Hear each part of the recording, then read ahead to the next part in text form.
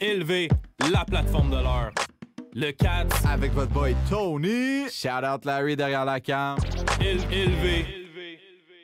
Élever la plateforme de l'heure, vous savez déjà. Le 4 avec le Mind aujourd'hui. Merci pour l'invitation, guys. Vraiment content d'être ici. On va vous parler de toutes sortes de trucs. Ça va être super nice. Yes sir, man. Je suis content de te recevoir, man. On te voit travailler fort depuis bien des années, comme on en parlait hors caméra. Tu put in work, des vidéoclips, des featuring, des shows, de la production, ingénieur de son, si je ne me trompe pas, exact. artiste. Puis j'ai vu aussi à quelque part, je pense que tu réalises même des vidéoclips, là, si je me trompe pas. Ouais, Là, il y t'es a un peu Tel là-dedans. quel Disparaître qui vient de sortir vendredi, justement, que c'est une réalisation de moi avec mon équipe, Photo Bouvier sur la caméra, ma femme qui est dans le clip aussi, qui est l'actrice principale, avec Nice. un autre des artistes de mon studio, Golderes, qui fait l'acteur aussi. Fait qu'on fait souvent, un peu comme vous, là, une bonne équipe. C'est la famille. Une bonne équipe donne des meilleurs résultats. Let's go, man. C'est nice de voir ça puis de te recevoir aujourd'hui. Puis je pense aussi que tu as ton propre studio de musique, si je me trompe pas. Ouais, Est-ce que tu pas super cookes loin tout ça? d'ici, à Anjou, j'ai un studio de musique aussi. Tout le temps studio. Quand c'est pas pour faire du montage, c'est pour faire du beat. Quand c'est pas pour faire du beat, c'est pour faire du mix. Sinon, c'est pour écrire une track. Mais tout le temps C'est studio. le laboratoire. Exactement. Let's go à Anjou. Puis je regardais ça, là, discographie. Tu fais de la musique, tu as des vidéos qui remontent à 10 ans et plus, 11 ans, 12 ans, si je me trompe pas. La musique, toi, ça commence à quel âge, là? Qu'est-ce qui se passe pour que tu arrives là? J'ai commencé à vraiment m'intéresser à la musique quand j'étais vraiment jeune, mais j'écoutais genre du emo-core, puis des genres de trucs scream, puis je voulais pas nécessairement être un artiste. Je faisais juste genre écouter ça, mais genre religieusement. Puis après ça, je suis tombé sur les Word Up Battle, puis tout ça. Puis tu sais, je voyais qu'il y avait une façon de s'exprimer. Puis ce que j'aimais beaucoup les Word Up Battle, ça me divertissait, tu sais, à l'époque. Puis, mais c'est surtout de voir, mettons, comme l'artiste, après, j'allais chercher, OK, mettons, Coréas, qu'est-ce qu'il fait comme musique? Puis là, j'écoutais, puis j'étais comme, OK, il y a un moyen de, genre, s'exprimer en français de cette façon-là. J'avais à peu près comme 13-14 ans quand j'ai commencé. J'ai sorti mon premier EP, j'avais genre 15 ans à peu près.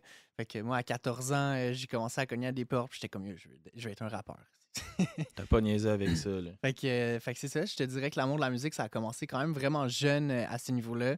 Puis que depuis ce temps-là, genre, j'étais à 28 ans, fait que je peux carrément dire que j'y ai dédié la moitié de ma vie en ce moment. C'est ça que ça prend, la dédication, l'acharnement, la motivation, puis de juste pas lâcher, pas lâcher, pas lâcher. Comme on le disait, là, souvent, personne t'ouvre la porte, faut que tu cognes, faut que tu cognes, faut que tu cognes, puis des fois, t'as pas le choix, faut que tu mettes le pied dedans pour pouvoir rentrer dans la place. Mais c'est avec acharnement que ça se fait, ça. Il y en a souvent qui se démotivent, personne leur donne une chance, c'est peut-être pas pour moi, puis ils laissent aller, mais quand tu crois vraiment en toi, puis tu sais que tu es à ta place, c'est à toi de le prouver aux autres parce que Exact. personne ne te doit rien en vie. Exact. Puis, tu sais, à la fin de la journée, tu sais, on a une vie à vivre. Fait que, tu sais, je trouverais ça aberrant de me lever le matin pour faire quelque chose qui est pas ce que, genre, mon instinct, mon cœur me dit de faire, tu sais, de ma journée. Tu sais, pour moi, être riche, tu sais, il y a plusieurs définitions, tu sais, selon les visions, les cultures, puis les mentalités. Mais pour moi, être riche, c'est vraiment d'avoir le luxe de pouvoir me réveiller le matin puis de choisir ma journée, tu sais. Pour moi, ça, c'est la plus grande richesse, d'avoir un bel entourage qui m'encourage là-dedans. Puis, tu sais, tu parlais de défoncer la porte des fois, puis des fois, tu défonces la porte, puis ça fait des années que tu bûches pour ouvrir cette porte-là. Tu ouvres la porte, puis ce qui est à l'intérieur, c'est pas ce que tu pensais qu'il allait être. Puis là, t'es comme, oh, OK, ça, c'est l'étage du bas, mais il reste une coupe de portes là, avant d'être tout ce que tu veux. Tu pensais que tu veux tu te étais rendre. déjà en haut, mais non, dans le fond, tu as ouvert celle du Ouais. palier du bas. Là, faut que Exact. tu continues Mais de tu monter. sais, j'aime pas le en haut, en bas en tant que comme plus hiérarchie. C'était plus comme en vouloir dire, il y a encore des trucs à Il y a monter. des niveaux. Hein. Mais parce que, tu sais, je pense que le haut puis le bas, c'est tellement relatif selon les objectifs. Puis, tu sais, quand j'étais super jeune, mon but dans la vie, c'était d'avoir un album au Archambault, tu sais. Puis quand j'ai eu un album au Archambault, j'étais content. Mais je me suis dit, tu sais, ça règle pas tout. Tu sais, tu peux pas acheter la joie avec un peu de succès éphémère ou whatever. Il faut vraiment que tu le fasses pour toi et que tu aimes le processus. Parce que sinon, si tu arrives à une place que tu considères le haut, mais que tu l'as juste fait pour te rendre là, c'est pas. C'est quoi le next move? Comme c'est là, ça, tu après, vas t'es là, peut-être puis t'es plafonner là. Ah, tu sais, c'est that's ça. it. Ça Fait que prend c'est- toujours un next move puis un next move. Pas juste pour prouver, pas pour prouver, mais pour te prouver à toi, puis aller plus loin, puis trouver ta motivation, je pense. Là, Ouais. tu sais, souvent, comme tu dis, quand tu fixes ton but là, ils disent « aim for the stars, shoot for the moon », mais tu sais, il faut toujours que tu vises plus haut pour aller plus haut. Puis c'est vrai de la manière que tu le dis. Puis sinon, tu me parles du studio à Anjou, tu me parles de musique 13-14 ans. Toi, à la base, t'es un gars de où? Montréal ou environ? Ouais, ben, j'ai grandi à Anjou pas mal toute ma vie. Je suis né sur la rive sud, mais je suis parti. Ma mère a déménagé. Dans le fond, on a eu une inondation où ce qu'on habitait. Il y avait comme de la moisissure et tout. Fait qu'on a fait une coupe de motels un peu random avant d'être comme relocalisé. Puis on était tout le temps relocalisé dans des spots un peu weird. Ma mère avait pas d'auto, fait qu'on faisait tu sais, avec ce qu'on avait.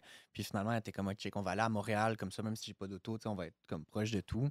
Fait qu'on a découvert Anjou, j'ai super aimé ça, puis je me suis bâti une belle communauté là-bas aussi.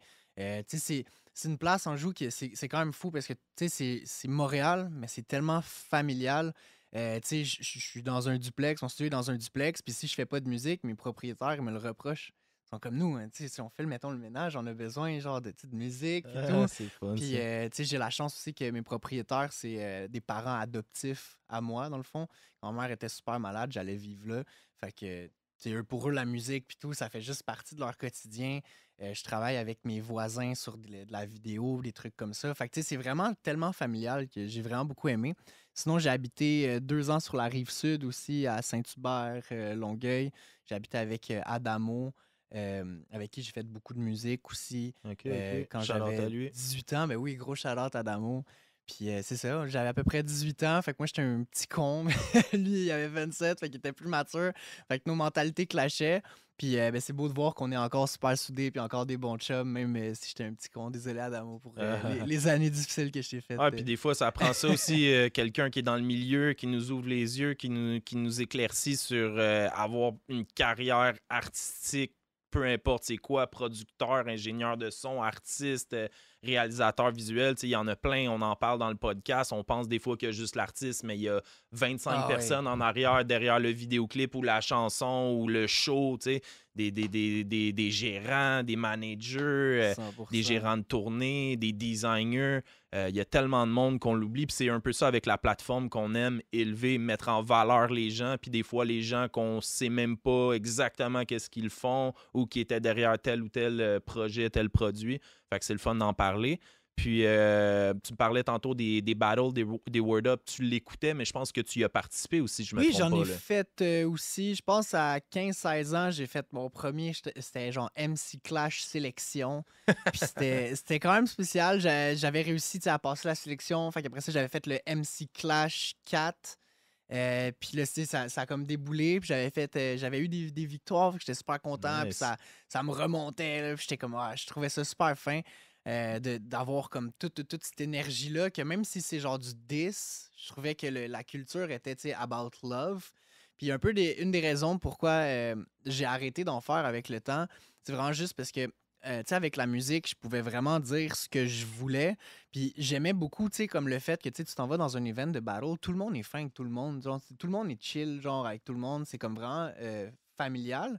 Mais pendant 2 mois, il faut que tu écrives de la haine sur quelqu'un, genre. Mhm. Fait que, tu sais, quand j'étais jeune, je vivais des trucs et tout. J'étais un peu genre dark kid, mouton noir, seul contre la terre, genre et tout. Fait que ça me faisait du bien de me défouler. Puis avec le temps, tu sais, je trouvais que ça me faisait plus du bien de donner, mettons, des messages et tout avec des chansons que de diss quelqu'un que je connais même pas juste pour comme une vitrine ou whatever. Puis, tu sais, je suis pas quelqu'un qui est about beef dans la vie. Je suis quelqu'un de tellement genre peace and love. J'aime pas la confrontation et tout. Fait que comme ça me rejoignait juste moins d'avoir à genre m'imaginer une fausse animosité contre quelqu'un, faire genre, OK, là, pas toi pendant 2 mois, je te déteste, j'insulte ça, je check tes stats, puis genre, tes vidéos YouTube, puis j'essaie juste de trouver, genre, l'erreur dedans, puis je trouvais que ça allait un petit peu contre ma nature, puis que je trouve que c'est quand même still un beau sport, parce que c'est une belle liberté d'expression, puis ça permet vraiment aux gens de se défouler à la bonne façon. Moi, quand j'étais jeune, j'étais un petit peu tannant, genre, et tout, puis ça m'a vraiment aidé à me canaliser, puis à me défouler de la bonne façon. Mais avec du recul, je trouvais que ça me défoulait encore plus de juste dire ce que j'avais sur le cœur.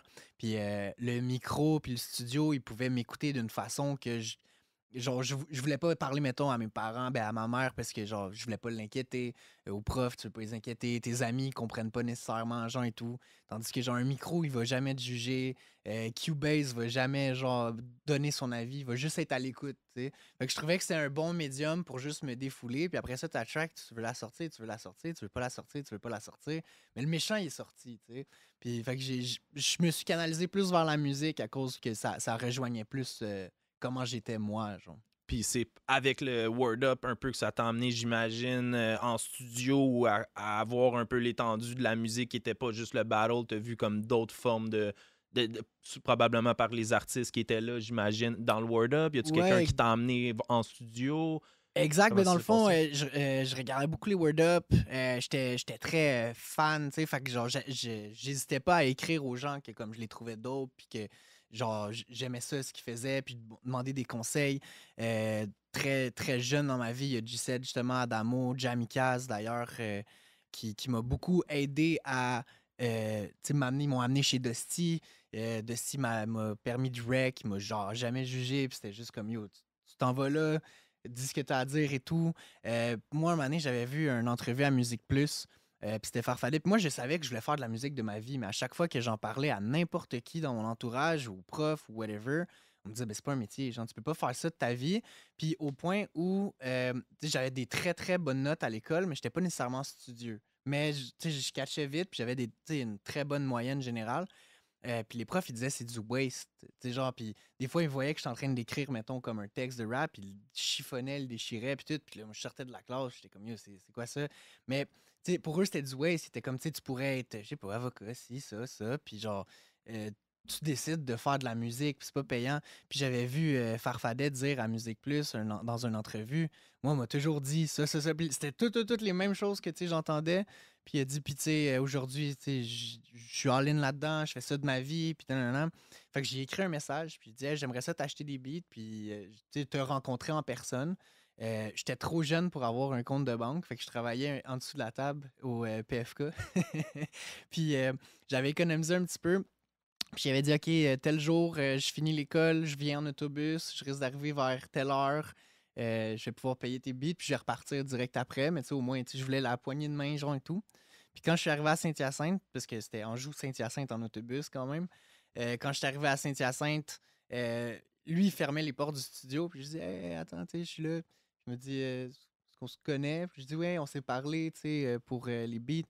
Il me dit, hey, honnêtement, je pensais pas que tu allais venir. Tu sais, le nombre de personnes qui me disent, ah, tu sais, je vais venir, je vais Ouais, on va t'acheter des checker. beats, là, nan, nan.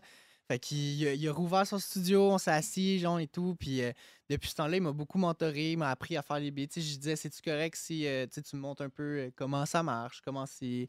Puis il m'a pris sur son épaule dès jeune. Fait que j'ai eu beaucoup de chance aussi. Je me trouve très chanceux d'avoir été épaulé aussi par plusieurs personnes comme ça qui ont cru en moi, comme même jeune. J'avais comme 14 ans, puis il me wreckait, puis tu sais, j'arrivais, puis il a tout le temps été comme professionnel. Il me donnait des conseils. Un moment donné, il m'a appelé, puis c'était des années plus tard, puis il m'a dit, hey, genre, je sais que t'es un gars fiable, j'ai besoin d'un DJ. Ma première expérience de DJ, c'était au Franco. Club Soda, salle pleine. Puis j'étais full stressé. Ça s'est quand même bien passé. J'avais fait une petite erreur, mais rien de grave. Après ça, je suis devenu son DJ. Fait comme, j'ai été Nice. vraiment chanceux d'avoir, tu sais, je voyais du monde que j'idolâtrais. Puis ces gens-là, ils ont cru en moi. Puis ça m'a permis aussi de plus croire en moi. Parce que j'étais comme, wow, OK, c'est cool, genre. Tu sais, on dit never met your idol. Mais je peux pas parler de ça tout le temps dans mon cas. Parce que j'ai eu vraiment des idoles qui ont été des bons modèles. Puis qui m'ont aidé à grandir à travers ça. Let's go, man. C'est très important. Gros respect à Farfadet pour ça. Gros respect à Farfadet, Adamo, G7, Dusty, Jamikaz. Let's go, man. Ça prend ça, puis comme je le disais tantôt, puis tu t'es un peu complété là-dessus, les artistes, souvent, ils l'ont pas facile. Tout le monde te dit « Ah ben non, il n'y a pas d'argent là-dedans, fais pas ça, reste à l'école, trouve-toi une job. » Le monde, ils comprennent pas, mais un artiste qui l'a dans l'âme va plus se faire mal d'aller chercher une job puis pas travailler sur son art que mettre de l'effort là-dessus. Oui, ça va être dur, ça sera pas facile, mais au final, c'est toi que tu nourris. Si t'es vraiment un artiste dans l'âme, si tu te nourris pas d'art, tu te dépéris à vue Ouais. d'œil parce qu'on dirait que tu te brûles de l'intérieur. Tu as Exact. besoin de ce médium-là, d'aller chercher que ce soit quelconque, la peinture, la production, chanter, culinaire, un chef, peu importe quoi. Il y a tellement de formes d'art,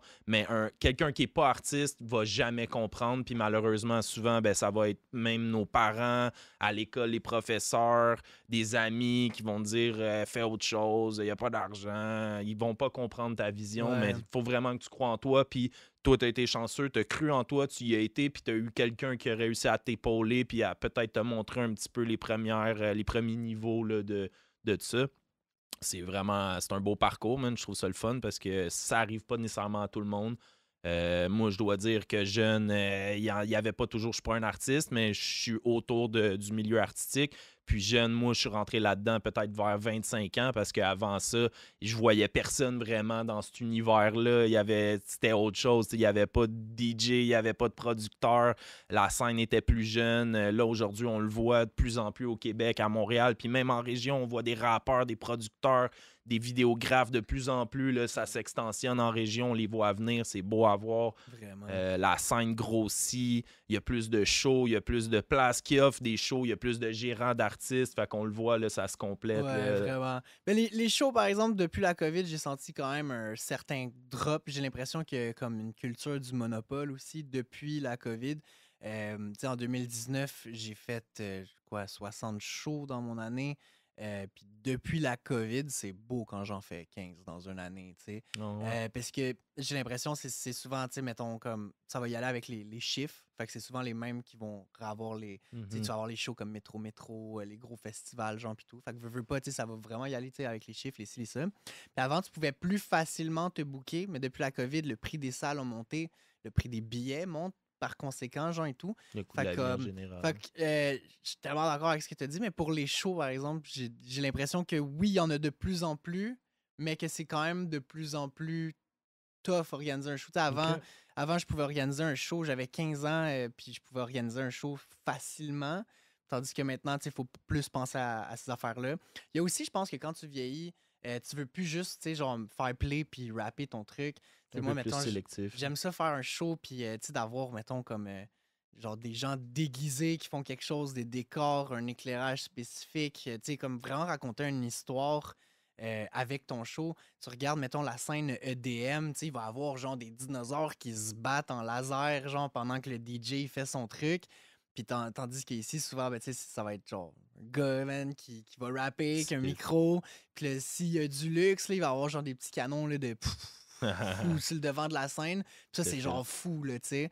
Fait comme on dirait que aussi ma vision de vouloir essayer d'amener quelque chose de plus gros à ce niveau-là, puis de faire que le show, c'est vraiment une expérience.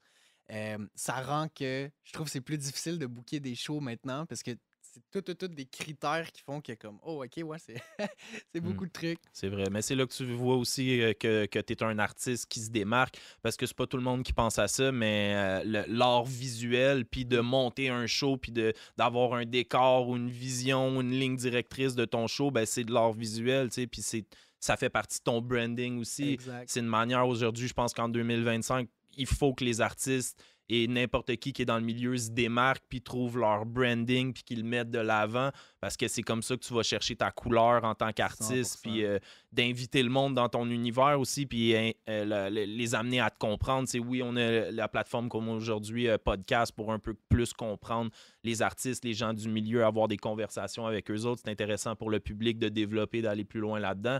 Mais même en show, comme tu dis, d'avoir ton propre décor, de penser à ça, avoir une ligne directrice, d'amener les gens dans cet univers-là, ça peut les amener à mieux comprendre l'album ou le projet, le EP, peu importe quoi, à s'immerser là-dedans. Là, Exact, c'est que une tu vis immersion. une expérience. C'est plus Exact. juste un spectacle, c'est une expérience. Puis il y a tellement d'éléments qui vont faire en sorte que tu vas te rappeler. Puis tu sais, je me dis, si des grosses entreprises comme McDo choisissent du parfum à plancher qui te donne faim, tout le marketing est tellement pensé. Puis tu sais, à la fin de la journée, tu sais, le Maine, oui, c'est moi, mais c'est surtout un brand. Puis tu sais, c'est un brand qui est fait par moi qui écris des textes, mais j'ai toute une équipe derrière moi aussi qui va m'aider, qui va me pusher, puis qui va m'aider à prendre des décisions. Tu sais, si je ferais tout moi-même, ben, tu sais, Nike serait pas Nike si ça serait juste un dude tout seul qui est juste comme moi. Moi, je suis capable de tout faire bien, tu sais. Puis j'ai eu la chance de rencontrer Patrice Laflamme qui est venu au podcast. Puis tu vois, lui, il m'apprend beaucoup de trucs. Des fois, je pose des questions, puis je suis comme... je devrais faire ça ou ça, puis il prend le temps, tu sais, de m'écouter, de me guider et tout, puis tu sais, je me dis, le Mind, oui, c'est un branding, le Mind Music plus le studio, mon producing, c'est un branding, puis tu sais, c'est moi l'image de ce branding-là, parce que c'est moi, mais à la base, c'est plein de monde, c'est, tu sais, tout ce qui est visuel, tu sais, oui, je trouve ça important d'avoir les décors, les ci, les ça, mais si c'était pas de ma femme puis de mes amis qui m'aident à monter un show, à faire comme ah ça tu devrais faire ça de même, ça tu devrais faire ça de même. J'ai un de mes amis qui s'occupe de ma tête, mes cheveux s'ils sont pas comme lui il veut, genre je peux pas faire le show. Puis ma blonde si je suis habillé d'une façon là où ce que genre j'ai une couleur qui fit pas, je fais pas le show de même, là. Tu t'habilles de même genre puis fait que gros shout out à Gold RS, gros shout out à Mariana Lord. Mariana Lord, qui est ta femme, Qui est puis ma qui est femme, designer, qui est je me trompe designer pas. aussi. Yes, Lord let's Design. go, j'aime ça, man. L'équipe, le branding, comment que t'en parles, je le vois que c'est très important pour toi, puis ça l'est très important. Il faut que les gens comprennent, les artistes qui mettent ça de l'avant. Ils sortent des chansons, des fois, j'ai l'impression qu'il faut penser un petit peu plus aux produits. Oui, créer, c'est là que c'est dur un petit peu entre l'art puis le show business, on va dire. Mais le branding est tellement important aujourd'hui avec les réseaux sociaux. C'est juste ça qu'on vend, qu'on pousse. Mais il faut trouver une ligne directrice, sinon tu peux vite te perdre dans tout ça puis faire paquet de choses qui n'ont pas vraiment de point qui se rassemble pour donner au public la vision que toi, tu as dans ta tête. T'sais. C'est bien beau l'avoir, la mettre en parole, un vidéoclip, là, tu le dis, un show. C'est tout ça qui amène le monde vraiment à comprendre, OK, lui, c'est ça. Là. Puis quand ils recherchent cette sauce-là, ils savent qu'ils vont chercher le mind pour ça parce qu'ils savent qu'est-ce qu'ils vont avoir un peu ou c'est sûr que de projet en projet, ça doit changer, l'inspiration, tout ça. Il y a plein de choses qui viennent s'annexer à ça. Mais ouais, très important. Ouais, puis encore une fois, d'où l'important d'avoir une équipe parce que, tu sais, avant, quand j'essayais plus d'être autodidacte, tu sais, je faisais mes beats, je faisais mes mix, je faisais mes écritures, je faisais ma promotion, je faisais mes reels, je faisais mes vidéos. Puis, tu sais, j'avais des gens qui m'aidaient, mais j'essayais tout le temps d'avoir à 100% le contrôle de tout. Puis, ce qui était difficile là-dedans, c'est que des fois, là, tu te dis, OK, là, je vais faire un track, mais là, tu penses marketing. Fait que là, t'écris, mais t'es pas dans ton soul, genre. Tandis que d'avoir une équipe, je sais que moi, je peux juste faire des maquettes, puis je vais faire des maquettes là, plusieurs fois par semaine, un verse, un refrain, tu sais, tac, OK, c'est cool. Moi, ça m'a fait du bien. Puis après, c'est avec toute l'équipe qu'on va écouter les maquettes, puis on va faire ça, on va la finir, ça avec tel clip. Ça, c'est telle affaire, ça, peut-être à retravailler. Mais au final, ça fait que j'essaie pas de créer dans un contenant. Je fais juste créer, puis après ça, on prend tout ça, puis on fait comme, OK, qu'est-ce qu'on fait avec tout ça? Parce que j'ai l'impression qu'il y a beaucoup d'artistes qui vont tellement essayer de penser à genre, OK, comment je peux faire mon track pour qu'il marche sur TikTok, genre et tout. Puis, it works. Puis pour certains, c'est parfait comme ça. Moi, pour ma part, je me suis vraiment perdu un peu là-dedans, puis ça me démotivait. Puis j'ai l'impression qu'il y a peut-être des gens qui sont peut-être un peu plus introvertis aussi, que de parler à une caméra, puis genre d'être comme full, genre, tu sais, genre, exact, puis c'est peut-être pas aussi naturel, mais c'est ça qu'il faut faire en même temps de nos jours. Fait que, tu sais, genre d'avoir cette équipe-là, ça m'a vraiment aidé à trouver le juste milieu, puis à pas m'oublier là-dedans, puis à faire gentil de toi. T'aimes ça être seul dans le studio, faire des tunes, genre et tout, avec ton entourage, tes groupes, puis de penser à comme quel TikTok ça me stresse. Fait que maintenant, je fais des tracks, puis après ça, je vais montrer mes tracks à certaines personnes que je connais dans mon entourage qui vont être vraiment plus aptes à dire, genre, ça, tu pourrais faire un TikTok de ça avec ça, puis, tu sais, mon DJ Pocket, lui, il est souvent sur TikTok, puis il est tout le temps en train de poster des trucs. Fait que lui, il me dit, ah yo, il y a un duet qui vient de sortir, fais un duet. Fait que là, tu sais, c'est. Moi, naturellement, je vais pas penser à ça. Je vais juste faire de la musique.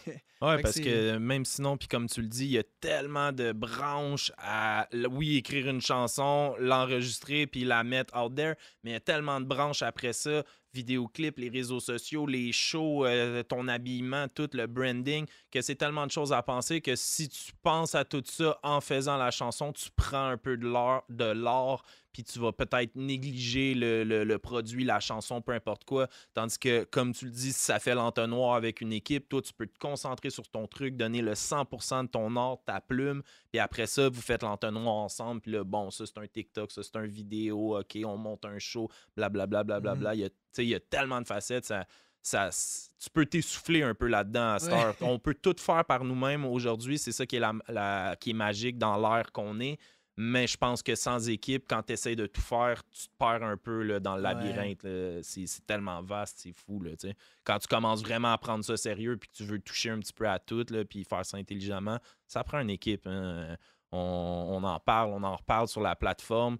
Chaque chose que vous voyez, il y a 10, 15, 20 personnes en arrière du truc. C'est important de trouver les bonnes personnes puis de monter une équipe hein, parce que l'énergie, la chimie, ça s'achète pas, ça s'invente pas. Fait que quand tu trouves les bonnes personnes dans ton équipe qui vibrent avec toi sur une même résonance, là, c'est là que tu peux sortir le meilleur. Là. C'est important, man. Puis, tu sais, on fait le tour de tout ça. Tu me parles des Word Up, le studio, Farfadet un peu qui t'amène. Après ça, t'es DJ. Le Mind, ça commence où? Pourquoi là, ce nom-là? Y a-tu une référence à quelque part? D'où c'est venu? Ouais, ben le Mind, en fait, moi, depuis que je suis jeune, tu sais, j'ai tout le temps été, mettons, le plus petit au secondaire. Je suis bâti sur un frame de chat. Puis, tu sais, j'ai appris à marcher extrêmement tard dans ma vie. Je suis né avec une malformation cardiaque. Fait que ça a fait que j'ai passé comme quasiment les 2 premières années de ma vie sur comme un lit d'hôpital. Ma mère, elle me parlait, elle me stimulait constamment, genre le conscient, genre, puis l'intellect. Mais physiquement, j'ai tout le temps eu un retard. Donc, on m'avait proposé de skipper une année, puisque je savais déjà comme lire, écrire à la maternelle, première année. On m'avait proposé de skipper une année, puis ma mère voulait pas parce qu'elle était comme, tu sais, le retard physique va compenser. Je préfère que tu ailles, genre, en même rythme que tout le monde, genre, et tout. Fait que j'ai tout le temps été plus mental que physique, naturellement, que manuel. Ça m'a suivi longtemps dans ma vie. Quand j'étais jeune, en 4e année du primaire, ben en fait, toutes les fois que j'étais en joue, je faisais les compétitions d'échecs. Puis il y a juste une année sur les 6 que j'ai pas été le dude de l'école qui allait représenter son année à Montréal. OK. Fait comme, tu sais, j'étais vraiment... j'étais le gars qui était plus dans sa tête, Le puis qui était tout le cerveau. temps, genre, tu sais, le mind, là, tu sais. C'est bon, c'est bon. Puis, ma mère écoutait tout le temps des trucs de tueurs en série, là, H24, genre, puis tout. Puis, il y avait un truc qui me marquait, c'était Criminal Mind, genre. Puis, je trouvais juste que le mot mind sonnait bien. Puis là, c'était comme penser, les pensées, nan. Fait que je trouvais que c'est nice. Mais à la base, je m'appelais Mind Rider. Avec une faute dedans. En plus, c'était horrible. Tu sais, quand tu choisis ton nom en anglais et que tu as Drôle 14 pas. ans, c'est vraiment drôle. Fait que, fait que je m'appelais Mind Rider. Puis avec le temps, j'ai fait genre... Oh. Puis quand je suis venu pour faire mon premier comme battle, j'ai fait genre... Ouais, attends, tu sais, là, on dirait que ça devient comme sérieux. C'est récréatif, mais ça devient comme un peu plus professionnel. J'ai peut-être envie, genre, de mettre un nom qui va peut-être pouvoir me suivre plus longtemps. Fait que j'ai juste fait le Mind. Je trouvais que c'était... genre, ça me décrivait bien. Ma mère était très bilingue, fait que ça faisait que j'avais un nom comme très bilingue aussi. Ça faisait que j'écoutais beaucoup de musique en anglais. J'ai toujours été intéressé naturellement plus à la scène anglophone, juste phonétiquement. Mais en même temps, moi, je suis un amoureux de la langue française. Fait que ça faisait vraiment comme le bon pont. Puis ça restait que, genre, à la base, n'importe qui me connaît va faire genre, ouais, tu sais, je peux l'inviter à mon déménagement, il a du cœur au ventre, puis tu sais, il va le faire, là. Mais je suis peut-être plus, je suis peut-être plus un gars de mental. Puis c'est bon que t'en parles. Tu parlais français, anglais. Je sais que tantôt, tu me parlais un petit peu de tes influences au départ, en tout cas, qui étaient un petit peu plus rock, des trucs de même. Sinon, dans le rap, c'est quoi les premières affaires que tu commences à entendre? C'est du rap de Montréal, des États-Unis, de la France? Ça a l'air de quoi?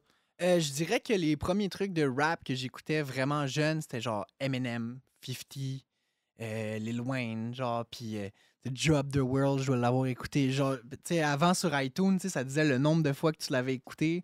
Je devais l'avoir écouté comme 5000 fois, là, cette track-là. Tu sais, comme, j'écoutais vraiment comme cette scène-là, beaucoup, beaucoup, beaucoup. Puis sinon, j'écoutais beaucoup de emo core, fait que Bring Me the Horizon, puis des trucs qui étaient comme plus.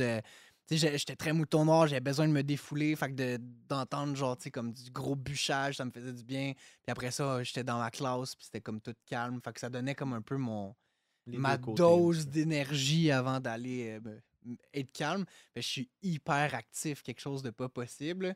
Comme n'importe quand je vais être au studio, genre la jambe qui fait comme ta ta ta ta ta ta ta ta, de la misère à pas parler, puis parler, puis parler. Tu sais, hier, j'étais en train de perdre la voix à mon show, puis là, je disais à ma copine, hey, il va falloir que j'arrête de parler parce que genre, tu sais, je vais perdre la voix, puis comme c'est impossible. Tu peux pas arrêter de parler. Fait que, tu sais, j'ai tout le temps été comme super hyper actif aussi, comme là-dessus. Fait que ça a tout amené. OK, OK. Puis là, après ça, comme tu me dis, tu commences à être DJ pour Farfadet en show. C'est quoi, t'as à peu près quel âge, là, rendu là, à ce niveau-là? C'est vraiment à partir de, je pense, genre 13-14 ans que j'ai commencé à vraiment, vraiment accrocher sur la musique ici. Ouais. Je la connaissais pas full avant.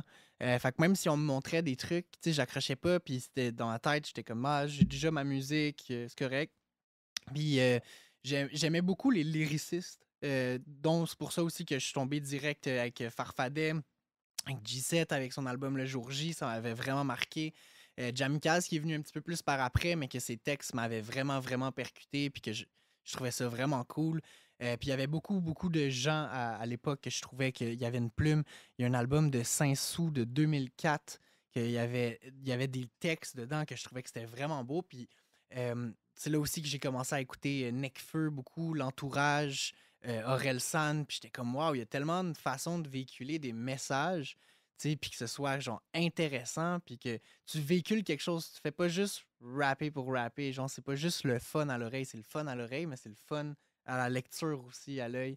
Fait que c'est là que ça a comme vraiment, vraiment débouché mon amour du rap ici. Pour la Puis, plume, là, pour la plume, beaucoup, moi, c'est là. vraiment la plume qui m'a accroché, puis tu sais, j'écoutais de la musique parce que je trouvais que ça défoulait. Puis quand j'ai compris que je pouvais dire ce que j'avais à dire sur un format, puis qu'il y avait des gars qui me le montraient bien, puis qui réussissaient dans leur format, ça m'a vraiment beaucoup, beaucoup inspiré Nice. directement. Nice. Puis à partir de quand tu viens avec ton propre studio? C'est quelque chose de tôt dans ta carrière? Comment que ça arrive, ça? Je devais. Je pourrais pas dire l'âge exact. Ça fait peut-être depuis 2018-2019, peut-être même avant ça. En fait, avant, j'enregistrais chez Dusty, chez Farfadet, puis chez HB. Puis j'étais tellement bien, puis j'aimais vraiment, vraiment ça. Un moment donné, HB il est venu chez moi, il m'a aidé à me faire un petit setup de maquette, parce que lui, dans le fond, il avait un autre travail, puis c'était un petit peu plus difficile d'être disponible. Moi, j'avais pas d'auto. Fait que Saint-Hyacinthe, Montréal, c'était un petit peu plus difficile aussi. Puis la Rive-Sud, même chose. Fait que ça me permettait de pouvoir créer un peu plus facilement tout le temps chez moi. Puis à la longue, ben, tu sais, je voulais perfectionner mon truc. Puis je m'étais promis, moi, quand j'étais jeune, j'allais jamais avoir un studio. J'ai comme, je vais faire du rap et des beats, puis that's it. Puis finalement, ben, genre, j'ai tellement aimé ça. Tu sais, je m'enregistre ma tune, puis là, je gosse un peu dedans. Puis je suis comme, ah, OK, si je pourrais travailler ça. Ah, tel plugin va m'aider à ci, ça, ça. Puis finalement, je suis juste tellement tombé en amour avec comme comment prendre un mix. Puis, tu sais, ma philosophie quand je mixe une track, c'est l'émotion. Tu sais, c'est vraiment l'émotion. J'ai tout le temps stick là-dessus. Fait que j'ai pas nécessairement mix selon des normes. Je vais pas prendre une template, puis on rec là-dedans, puis c'est ça. Je vais essayer de voir c'est quoi qui est important dans la tune pour dicter les émotions. Puis je vois chacun des instruments comme un personnage différent à ton histoire. Fait que peut-être que la bass, elle veut dire telle affaire, puis c'est tel personnage de ton livre. Puis ta voix, c'est telle affaire, puis ce que tu dis, c'est tel personnage de ton livre. Fait que j'essaie de voir comme comment tout blend cet univers-là pour que ça fasse le roman le plus concis. Puis ça, des fois, je vais volontairement mettre une bass trop forte parce que je veux qu'on aille vraiment le côté genre sale, puis genre dans ta face, puis après ça, faire un gros contraste où il va y avoir genre une petite flûte, puis là, la personne va pouvoir chanter, puis après ça, ça repète à la grosse bass pour montrer, tu sais, comme, j'aime beaucoup les contrastes, mais surtout l'émotion. J'aime ça quand t'écoutes un truc, puis peu importe ta langue, peu importe d'où tu viens, tu peux comprendre ce que j'ai dit. Parce que, on s'arrête souvent à dire, tu sais, le rap au Québec, tu sais, on n'a pas beaucoup et tout, puis c'est vrai, mais j'écoute du rap, mettons, de japonais, d'Allemagne et tout, puis tu sais, genre, La même si musique, c'est je un langage comprends pas ce qu'ils universel. disent, je sais qu'il est dope. Tu Mhm. sais, fait que c'est un petit peu de même que je vais essayer de mixer de comme qu'est-ce que je véhicule, c'est quoi l'émotion qui est le prédominant, puis essayer de faire tout dans le mix, dans la construction du beat pour que vraiment l'émotion que j'entends dans la chanson soit. Fait que j'ai pas nécessairement mixé avec des conventions, puis c'est souvent ça qui va faire que je vais aimer moi-même mes mix. Et après ça, un mix, je trouve que c'est quelque chose, c'est comme de l'art, c'est comme un beat, c'est comme une toile, c'est subjectif. Tu peux aimer un mix, tu peux ne pas l'aimer, mais on est qui pour dire qu'il est bon ou pas? Après, Mhm. tu sais, s'il pique, tu sais, il y a des trucs, des erreurs, mais un mix qui est bien fait en bonne et due forme, tu sais, après, c'est juste une question de goût. Fait que, fait que pour moi, pour vraiment comme maximaliser genre ça, ben, ça va être vraiment d'aller miser sur l'émotion. Puis là, je vais vraiment me sentir bien. Je vais écouter la track de l'artiste, je vais faire ouais, je Ouais, l'aime. puis j'imagine en plus, oui, tu le fais pour les autres, mais tu le fais pour toi, Pour moi aussi. d'écrire de t'enregistrer, de faire ton beat, de faire ton mixing, ton mastering, tu dois vraiment pouvoir contrôler ta vision artistique. Il n'y a personne de mieux placé pour toi que de savoir où tu veux t'en aller avec ça. Comme tu disais, le mix, mastering, le mix, c'est subjectif. Ben, toi, tu le sais, c'est quoi la direction, tandis que quand tu travailles avec quelqu'un, des fois, de véhiculer le message pour que lui comprenne c'est quoi ta direction, ça peut être un peu plus complexe que quand vraiment tu le fais par toi-même. Un peu plus de travail, mais comme on le sait dans la musique, surtout quand tu commences dans les débuts, si tu es capable de faire le plus de trucs possible à la maison, ben ça te coûte moins cher, t'économises quand même. Là. Ouais, 100%. Puis en bout de compte, ben je pense que tu finis par le faire aussi par nécessité à la base en premier, mais après ça, c'est vraiment de contrôler ta ligne directrice puis ta vision artistique. Chapeau à toi pour ça encore une fois.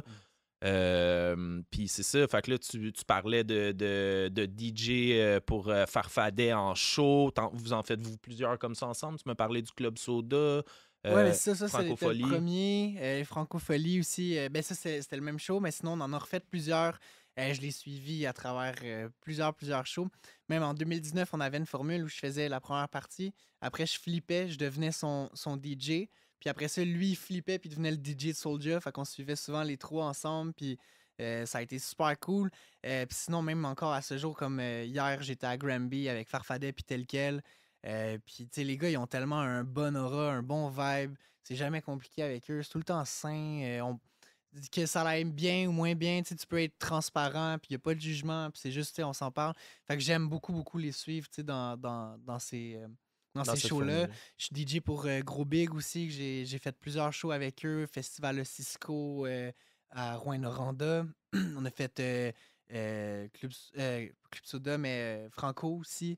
Fait qu'on a fait Métro, les deux en tout cas. Des fois, il y a tellement d'affaires, je me rappelle plus c'est quoi qui est quoi. Et on a fait beaucoup de shows aussi, puis c'est le même principe, tu sais, c'est juste about l'énergie. Puis honnêtement, c'est pas ce qui m'allume le plus à être DJ en soi. Tu sais, j'ai eu des gigs où j'étais juste, mettons, DJ à Toronto, puis je performais pas, j'étais juste DJ.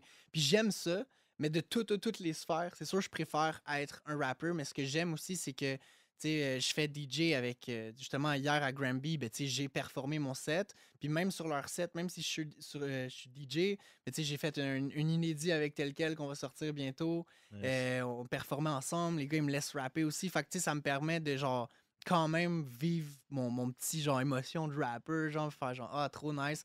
Puis tu sais j'aime ça pareil.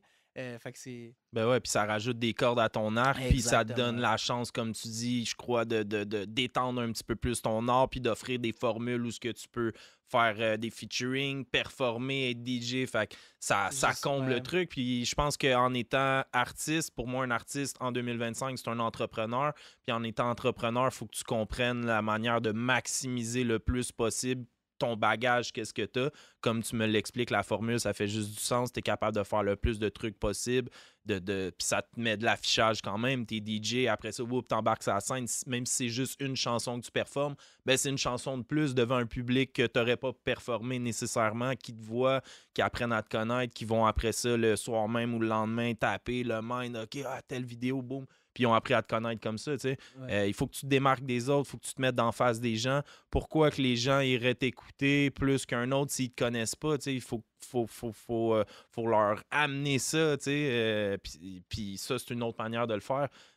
Let's go, man, c'est Ouais, une puis bonne formule. j'ai la chance de travailler avec des gens aussi qui sont très reconnaissants, puis que, tu sais, hier, je sais pas combien de fois, Farf puis tel quel, ils ont dit Yo, faites du bruit pour le man qui a bien ouvert ça. Yo, faites du bruit pour le man qui s'est platine. Yo, faites du bruit pour le man qui vient de dead son acapella. Tu sais, c'est comme. Je suis pas juste DJ pour être DJ, tu sais, il m'inclut vraiment, puis après ça, ben, ça me permet, moi, de pouvoir montrer mon craft, puis après ça, ben, je le vois, même statistiquement parlant, que ça C'est sûr. aide la courbe. Fait que C'est je trouve sûr. ça super Beaucoup cher. plus que, comme tu le disais, mettons une gig, comme tu dis, à Toronto, où ce que là, t'es juste DJ. Ça, c'est peut-être une autre partie, un autre médium. Mais Ouais, dans vraiment un show de rap, si t'es DJ exact. pour un autre artiste, que là, tu peux te mettre de l'avant, je pense que ça rajoute un petit peu plus à ta valeur Ouais. de cette manière-là. Je le filme, mais au moins, tu dis que tu l'as essayé quand même. Là, tu t'es déplacé. Il y aurait d'autres mondes qui auraient dit « Ah non, moi, je fais pas ça, je suis pas DJ. » Tu l'as essayé quand même. Ouais, ben je l'avais déjà fait un peu avant. J'avais déjà fait beaucoup de DJ, tu sais, de fin de soirée. Ou, tu sais, mettons, des fois, j'étais DJ pour un artiste, mais après ça, il y avait besoin d'un DJ jusqu'à 1h du matin. Fait que je l'avais déjà fait et tout. Puis, tu sais, j'aime ça, mais c'est pas ce qui va m'allumer le plus. Moi, j'aime construire le beat, faire play, c'est le fun. Puis après ça, tu peux jouer, tu sais, avec. Mais j'aime plus comme composer des trucs originaux que de comme blender de match-up ou de juste refaire. Mettons, je fais jouer mes beats, puis là, je les accélère, je mettais l'effet, là, je drop sur l'autre beat. Je trouve que c'est un autre art complètement incroyable. Puis c'est aussi, tu sais, je sais que je suis pas le meilleur dans le DJing. Le DJing, c'est tellement complexe. Puis quand tu es DJ pour un artiste, t'as pas besoin de autant flex sur ta platine. Mais tu sais, si je vois des DJ comme Avicii, puis tu sais, je regarde ça, puis je suis comme, tu sais, j'ai encore beaucoup de croûte à manger avant d'être un DJ. Fait que j'ai comme un peu le syndrome de l'imposteur quand je le fais, pas pour un artiste, mais comme en tant que, OK, yo, je suis dans un festival, je le fais. J'ai tellement de plaisir, mais j'ai tout le temps ce petit moton-là de genre, c'est le fun que je sois là, mais genre, tu sais, est-ce C'est que peut-être pas toi à j'ai 100%. tellement de là, comme- discipline que je sais que je dead, genre, est-ce que je suis le meilleur pour être ça? Je sais pas. Mais en même temps, à Mais tu chaque le fois, fais. j'ai des bons comebacks, fait que c'est peut-être moi aussi qui est difficile avec moi-même. T'es à ta Who place, knows? man. Tu trouves ta place. T'étends ton art. Puis il faut aller trouver des manières en tant qu'artiste d'être rémunéré. Hein. On le sait, c'est pas toujours facile. Avec le studio, ça doit en faire une partie. En étant artiste, une autre partie. Ingénieur de son, une autre partie. DJ, une autre partie. T'sais. Fait que là, quand ils disent de pas mettre tous les œufs dans le même panier, ben, je pense que c'est un bon exemple, ça. Puis c'est de même que tu avances dans la vie. Après ça, quand que les choses marchent, ben là, tu peux tranquillement narrow it down puis vraiment devenir ce que tu veux vraiment montrer au public. Mais il faut partir de quelque part, puis il faut Exact. bâtir ton empire. Puis je pense que tu es sur la bonne voie de le faire, man. Shout-out à toi pour ça. Puis comme on en a parlé, je pense plus de 10 ans dans le game, des featuring avec Farfadet, Rhymes, Saint-Sou, si je me trompe pas. J'ai pas. Non, Ouais, excuse-moi, j'ai tantôt pas. t'en parlais, mais pas de Non, featuring. j'ai pas eu ça. Non, j'aimais son album en 2004. Là. Ok, exact, C'est exact. une des plumes qui m'a vraiment comme. Oh, OK, dès le début. Mais j'ai pas travaillé avec. J'ai pas eu de featuring avec lui, mais avec ton Doug Saint-Louis, Exactement. avec plusieurs personnes que je Ouais, puis j'ai respecte vu même beaucoup. aussi dernièrement, C'est- je pense, un artiste de la francophone, mais de la France, July, si je me trompe Oui, pas. July. July, anciennement nommé July Wild West ici. C'est un artiste qui est français, qui est venu habiter longtemps au Canada aussi, puis qui OK. est reparti vivre en France. Puis pendant qu'il était au Canada, on avait un collectif back then qui s'appelait les Rats d'égout. C'est sketch comme nom. Ah, let's J'ai go. pas choisi ça. Mais puis c'était comme on était très à propos de la technique, rapper avec plein de rimes, les multisyllabes, puis ta. Puis c'est qui tire son pattern de 12 rimes le plus longtemps possible, genre et tout. Puis on avait fait plusieurs comme Radio Cypher, Ghetto Érudit, des trucs comme ça. Puis c'est là que ça avait super connecté. Puis à chaque fois qu'il revient au Canada, tu sais, je l'invite au studio, puis il m'a dit, OK, mais tu sais, un moment donné, il va falloir que tu viennes en France, venir tu sais, à mon studio, puis checker comment c'est. Ça a donné Orbit, disponible partout d'ailleurs. On a fait une chanson là-bas. Il nous a accueillis chez lui à Avignon. Il est dans comme le centre de Avignon, tu sais, où il y a les remparts. Son studio est là aussi. Fait que, comme culturellement, c'est incroyable. Ça m'a Nice. vraiment dépaysé.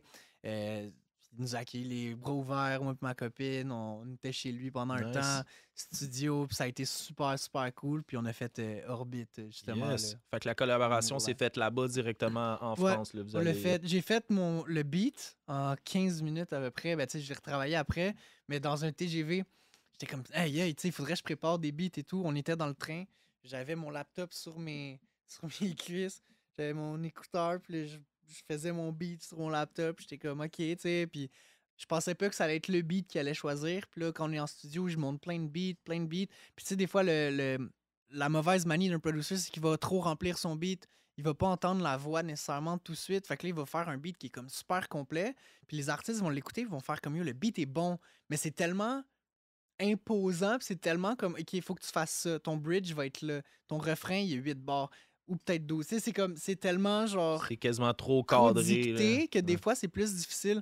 Tandis que ça, vu que je l'avais fait comme juste en 15 minutes, que c'était genre une guitare que j'avais fait un midi dessiné sur FL Studio avec un 808, un petit pattern de drum rapide, ça s'écrivait facilement, fait que j'ai pu le compléter par après.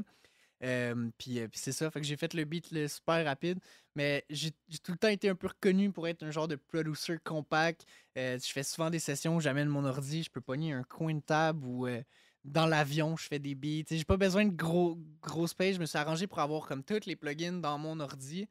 Puis je suis fan des gens qui font du analogue et tout, mais je suis content de pas faire ça parce que ça me permet d'être en France, à Los Angeles, à New York, puis tout le temps avoir le même setup. Mon son va tout le temps sonner bien parce que tous mes plugins sont là pareil. Peu importe je suis où, même si je suis dans un motel, même si je suis assis dans un Airbnb à 4 dedans parce qu'on est trop broke à LA, genre, on va tout le temps être capable de quand même remettre un truc. Je dépends pas, mettons, de mon gros compresseur, puis de mon preamp, puis tout. Nice. C'est sûr que ça donne un cachet complètement différent. Mais je trouve que la liberté de pouvoir produire un peu partout, je trouve que c'est une richesse. Puis, tu sais, Travis Scott, il a fait un album dans un autobus, là, tu sais. Puis, je trouve que c'est tellement magique que le era du digital nous permette de. Si tu as une idée là, peu importe t'es où, tu peux la print. T'es pas obligé de booker une place où ce que là, le studio, la console est disponible, OK, là, t'arrives, t'es plus dans l'émotion. Mm. Tu sais, je trouve ça cool que même si je suis en voyage, puis un moment donné, OK, j'ai les blues, ben, je peux juste rentrer dans mon Airbnb vite fait, tac, tac, je print mon idée, je repars, j'ai une meilleure journée juste parce que j'ai vidé le trop-plein, puis je trouve que c'est juste parfait. Tu peux lock in dans le moment, Yeah, là, exact. c'est live. Puis c'est un peu ça, je pense, la représentation de la musique d'aujourd'hui. Hein. Je pense qu'en 2025, on est beaucoup dans le moment. Puis la musique, comme on l'a dit plus tôt, c'est une émotion. Fait que des fois, c'est dur de faire un beat, puis là, des mois après, enregistrer, puis d'arriver sur la même émotion, vibe, ouais. le même vibe. Tandis que quand c'est fait dans le moment même, t'as l'énergie des gens, t'as le feedback, boum, on le fait, puis l'autre il embarque, comme tu dis, il y a plus de place sur le beat, tu l'as moins chargé. Ça donne des fois, souvent quelque chose de mémorable, comme waouh, j'arrive même pas à croire qu'on a fait ça, là, tu sais. Très intéressant. Puis là-bas, pendant que tu étais en France, es-tu resté bien longtemps? As-tu eu le temps de faire un peu de networking, peut-être des shows, quelque chose? Ouais, on a fait un petit spectacle, c'était super cool justement avec July. Puis sinon, ben, j'ai fait quand même beaucoup de networking. Puis j'ai aussi fait beaucoup de vidéos. Il y a Figure de style qu'on a fini là-bas. Pas longtemps avant, j'avais été aussi au Portugal avec The Visual Timekeeper, qui est derrière comme plusieurs de mes vidéoclips Ouais. aussi. Il a fait le vidéoclip de Turbulence au Portugal. Puis lui, il y avait un condo là-bas, fait qu'il était comme, hey, viens-t'en au Portugal, on a fait ça. Coup de tête, là, en moins d'un mois, on s'est décidé, puis on est allé. Fait que là, on a pu tourner une couple de clips. Puis moi, avec ma copine, qui est très à l'aise avec la caméra aussi, on a pu tourner comme beaucoup de scènes. Puis là, il manquait beaucoup de scènes, fait qu'on a pu finir les clips en France. Puis je me suis beaucoup ressourcé musicalement aussi. Fait qu'il y a eu beaucoup de networking, mais moins que je pensais. Puis aussi, je trouvais qu'il y avait plus de codes. C'était plus. Mettons, quand j'étais allé. J'ai vécu 2 mois à LA. J'étais allé vivre 2 mois avec mon boy Since 99, avec qui je fais tout le temps de la musique. Puis c'est un artiste. Pour moi, c'est la plus belle voix que j'ai entendue au Québec, point. Puis même en dehors il y a une voix, il y a un grain. Puis à chaque fois, on travaille ensemble. Puis tu sais, quand je parlais de mon brand, ben, il fait autant partie de mon brand que l'inverse. Tu sais, au début, moi, j'avais beaucoup de misère avec ma voix, puis lui, il chante très bien. Puis, tu sais, des fois, il va me donner des idées de flow, tu vas me dire, OK, tu sais, là, tu essaies de laisser plus respirer, tu devrais faire tel truc ou telle note au lieu d'aller, genre, là, puis on s'aide beaucoup. Puis, j'ai toujours cru beaucoup en sa musique, mais le problème avec la musique anglophone et R&B au Québec, c'est qu'il n'y a pas vraiment de scène. Ils disent qu'ils ont une scène parce qu'ils ont ouvert un truc à la disque, mais en vrai, il n'y a pas de scène. Il n'y a pas vraiment de subvention pour ça. Déjà, tu es anglophone, il faut que tu te battes avec tous les autres anglophones. Puis c'est vraiment comme. C'est important de préserver le français, je comprends pourquoi, mais je trouve ça décevant aussi que c'est autant difficile puis c'est autant pas encouragé de la musique anglophone au Québec qu'on est surround par des anglophones. Puis ça pourrait sûrement aider notre scène québécoise de juste pas trop focuser juste sur le français. C'est ironique 100%. parce que je sais à quel point c'est important de garder cette scène-là intacte, le français, puis c'est une langue qui se perd, puis c'est important de la protéger. Mais en même temps, on peut pas se battre contre tout ce qui est autour de nous. T'sais, on a de l'eau, puis sinon des anglophones. Fait que, de se dire, OK, ben, on va vraiment pas encourager la musique anglophone, ben, je trouve que c'est un peu de se mettre des bâtons dans les roues, puis d'empêcher du monde de voyager à Montréal pour checker des shows. Ils vont aller venir voir des artistes anglophones des États-Unis ou de Toronto à Montréal. Mais c'est rare qu'on va voir une grosse tête d'affiche anglophone du Québec, puis qu'il y a du monde de partout qui vont venir au Canada puis aux États-Unis payer pour venir voir le show. C'est une scène qui n'est pas encouragée, puis je pense que honnêtement, ça pourrait vraiment aider l'économie de l'industrie ici. Mais tout ça pour dire, on s'est dit, OK, check, on va essayer à LA. Les deux, ça allait trop pas bien, genre, puis on était comme, yo, qu'est-ce qu'on fait? On est un peu perdu, check, on va aller à LA. On n'a pas vraiment de sous, mais c'est pas grave, on va mettre all in. On était Since 99, Oliver Twist, qui est derrière la majorité des guitares qu'il y a sur mes projets. Fait que ça, puis on est parti avec aussi mon boy GC, ça c'est mon frère, c'est mon frère adoptif. Puis lui, c'est le team spirit, genre. Quand tous les artistes sont en genre grosse dépression puis sont comme oh shit, y a plus rien qui marche, t'as GC qui va faire genre mais bro, chill, t'es à LA, G. Tu sais, genre, on a besoin du GC, genre. Ouais, c'est important. Fait que là, si on est allé vivre là-bas, puis tu vois, contrairement, mettons, la France, où il y a plus de codes, c'est un petit peu plus, je trouve, difficile de faire son pas.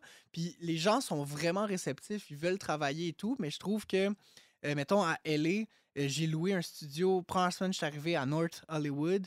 Je loue un studio. Finalement, je m'embarque parce que je suis allé fumer. Puis il m'a dit... je le texte, lui est en session, le propriétaire du studio. 30 minutes après, il vient me débarrer, il dit hey, je suis tellement désolé, j'ai pas vu le message, mais il dit pourquoi t'es sorti? Il dit tu viens pas d'LA, toi, parce qu'à LA, tu fumes en dedans, tu sais, genre. Là, j'étais comme ah, ok, fait que là, il dit tu viens d'où? Là, on commence à jaser, je monte une track. Ben, il m'a réinvité, puis gros shout-out Andrew Beckner, Culture Jam Record. J'ai été accueilli à bras ouverts. Gars, on avait des petites bières, on avait de l'eau, on avait de la bouffe, on était traités aux petits oignons. Puis je viens d'arriver à LA, là, je m'attendais à rien, je loue un studio à Hollywood, je me dis ah, ok, je vais faire mes affaires, genre et tout. Il m'invite à refaire une autre session. On a produit une tune pour Since 99, justement, Too Much, qui est sur les réseaux, qui est produit avec lui, qui fait de la guitare. Puis il m'a juste réinvité gratuitement en mode genre j'aime ton énergie, c'est fou. Nice. Let's make a song. Puis on a fait une track. Puis après ça, j'ai loué un autre studio avec des bons boys aussi. Puis en même principe, ça a été comme tellement organique. Tu sais, j'ai fait une track qui va sortir bientôt avec un de mes amis d'LA qui s'appelle Remy Rock. On était à son studio. Puis ça a juste été encore naturel. Culture Record. Ils l'ont juste genre, viens, on va faire studio. Ils ont demandé à ma copine qu'est-ce qu'elle voulait boire. Ils ont demandé à mon frère qu'est-ce qu'il voulait boire, qu'est-ce qu'il voulait manger. Il y a un gars au studio qui est juste s'est assuré qu'on ait tout ce qu'on avait besoin. Puis, tu sais, au final, tout est à propos, genre, de juste faire de la bonne musique. On se faisait accueillir les bras ouverts. J'ai eu des gens pour le clip de Distant que j'ai fait à LA. J'ai performé, mais vu que j'avais pas de visa, je pouvais pas être payé, sinon c'était en dessous de la table ou whatever. Ce qu'on a fait, c'est qu'on s'est juste fait un échange de services. Je vais venir performer à ton event. Puis eux, c'était des danseurs incroyables. Shout out D-Soul, ça vaut la peine aussi. Puis on s'est fait des échanges de services. J'allais performer, eux, ils venaient travailler dans mon clip. Fait que j'ai eu 2 danseurs professionnels dans mon vidéoclip. J'ai pu performer. Tu sais, c'est vraiment un échange. Tu sais, c'est comme, j'ai jamais vu une place dans le monde où c'était autant naturel de juste faire de l'art. Que c'était pas, il n'y avait pas d'arrière-pensée. Puis malheureusement, au Québec, c'est que le bout de pain est tellement petit que le monde a peur de share. Tu sais, le Nashville Split, qui est pour moi juste basic, là, genre juste, c'est supposé être ça. Tu sais, si on n'est pas les 4 qu'on est là, mettons, dans le studio pour faire telle affaire, ben ça donne pas telle affaire, genre. Fait que je comprends pas pourquoi, mettons, toi, tu devrais avoir ça, toi, ça, selon des hiérarchies, selon des... Tu sais, on dirait le monde va se battre pour des pourcentages qui, mettons, à LA, vu que peut-être le pain est plus gros aussi, c'est moins... Le monde veut juste faire de la bonne musique, que ça sorte, avoir des crédits, pis tout, pis... Tandis que, des fois, ici, j'ai l'impression que ça se bat... Tu sais, que si on se serrait les coudes, ça pourrait aller beaucoup plus, genre... haut, mais vu qu'on est limité avec les subventions qu'on reçoit, avec le cash que ça génère, veut pas, faudrait que toute la population entre 15 et 35 ans ish écoute comme 4 fois ton track pour que tu aies un disque d'or ici. C'est vraiment beaucoup de facteurs, qui font que qui font que je pense que ça amène les gens à penser comme ça, mais j'ai pour dire que je retournerais vivre à LA n'importe quand pour juste la méthode de vie, la méthode de travail, la simplicité de créer. Puis comme, tu peux aller dans un studio, faire une musique, puis tu t'es pas en train de te casser la tête de genre, OK, mais là, euh, telle affaire de tel éditeur, de tel ci, de tel ça, de tel... Tu sais, comme, s'il y a un éditeur, l'éditeur mange. Si j'ai un éditeur, l'éditeur mange, puis c'est tout fair split. Puis je pense que c'est une mentalité qui ferait du bien, qui arrive de plus en plus ici. Puis j'ai la chance de le voir arriver de plus en plus ici. Il y a de plus en plus de gens avec qui je travaille puis que je rencontre dans le milieu qui ont cette mentalité-là. Puis je pense que c'est en train de revenir. La scène au Québec est en train de grossir. Tu sais, ici, souvent, on pense que c'est normal d'avoir un producer pour un artiste, puis that's it, puis le producer fait tout l'album. Puis it's good. L'album, souvent, va être incroyable et tout. Mais tu sais, tu check une tune de Ariana Grande, il y a 12 writers dessus, puis c'est genre I want it, I got it, le refrain. Là, il y a 12 writers sur la track. 12 Mais writers. s'il n'y avait pas les 12 writers sur la track, est-ce que Ariana Grande aurait fait le même succès? I don't think so. Je trouve que c'est une mentalité qui gagne à évoluer ici. Puis je suis vraiment fier du Québec et de la culture de voir que même si j'avais beaucoup de reproches à faire à ce niveau-là, tranquillement, c'est en train de flip. Puis je travaille de plus en plus avec du monde qui, comme pour eux, c'est juste instinctif et naturel, le Nashville Split, puis fair play. Puis ça me rend juste plus en confiance de où est-ce qu'on s'en va avec tout ça. Là. Ben ouais. Puis comme tu le dis, comme tu le disais juste avant aussi, le fait que ici la musique se fait en français, en anglais, c'est un autre split, un autre écart qui vient un peu influencer dans le game qu'il faudrait pas. Comme tu le fais avec ton gars, des collaborations avec des refrains en anglais ou des verses en anglais. Je pense qu'il en faut de plus en plus des trucs de même, des collaborations, même peut-être de projets. Ici, c'est pas compliqué. C'est d'être naïf ou de mentir que dire que c'est juste le game en français. On se parle, on va parler, comme on l'a dit dans le podcast auparavant, on va parler 2, 3, 4 langues dans 2, 3 phrases, des fois ici à Montréal. C'est vrai. On a des gens de cultures différentes. C'est ça qui fait un peu, c'est ce qui fait augmenter notre valeur. C'est ce qui nous différencie. C'est le melting pot culturel, tu sais. Puis on apprend à être ensemble, on se diversifie ensemble. Puis il faudrait que ça se transmette plus dans la musique, je crois. Musique, c'est ça. Puis j'ai l'impression que les formats sont faits depuis longtemps puis qui n'ont pas été changés. Mais tu sais, comme tu dis, à Montréal, il va y avoir beaucoup de cultures, beaucoup de personnes qui vont parler de plein de langues différentes et tout. Fait que c'est important de préserver la langue française. Mais tu sais, si tu dis à un enfant tout le temps, va pas là, hey, ça là, va pas là, ouvre pas cette porte-là, il va y aller. Fait que je trouve que c'est un peu ironique de dire genre, parlez juste français, parlez juste français, parlez juste français. Ça donne pas le goût, malheureusement. Puis même moi, qui est un grand défendeur de la langue française, que j'ai eu la chance d'avoir été invité dans une école pour pouvoir donner des ateliers d'écriture pour intéresser les jeunes à la langue française. J'écris un livre avec ma grand-mère en ce moment. Je suis en train de rédiger des recueils de poésie aussi. Je trouve que c'est vraiment, vraiment important.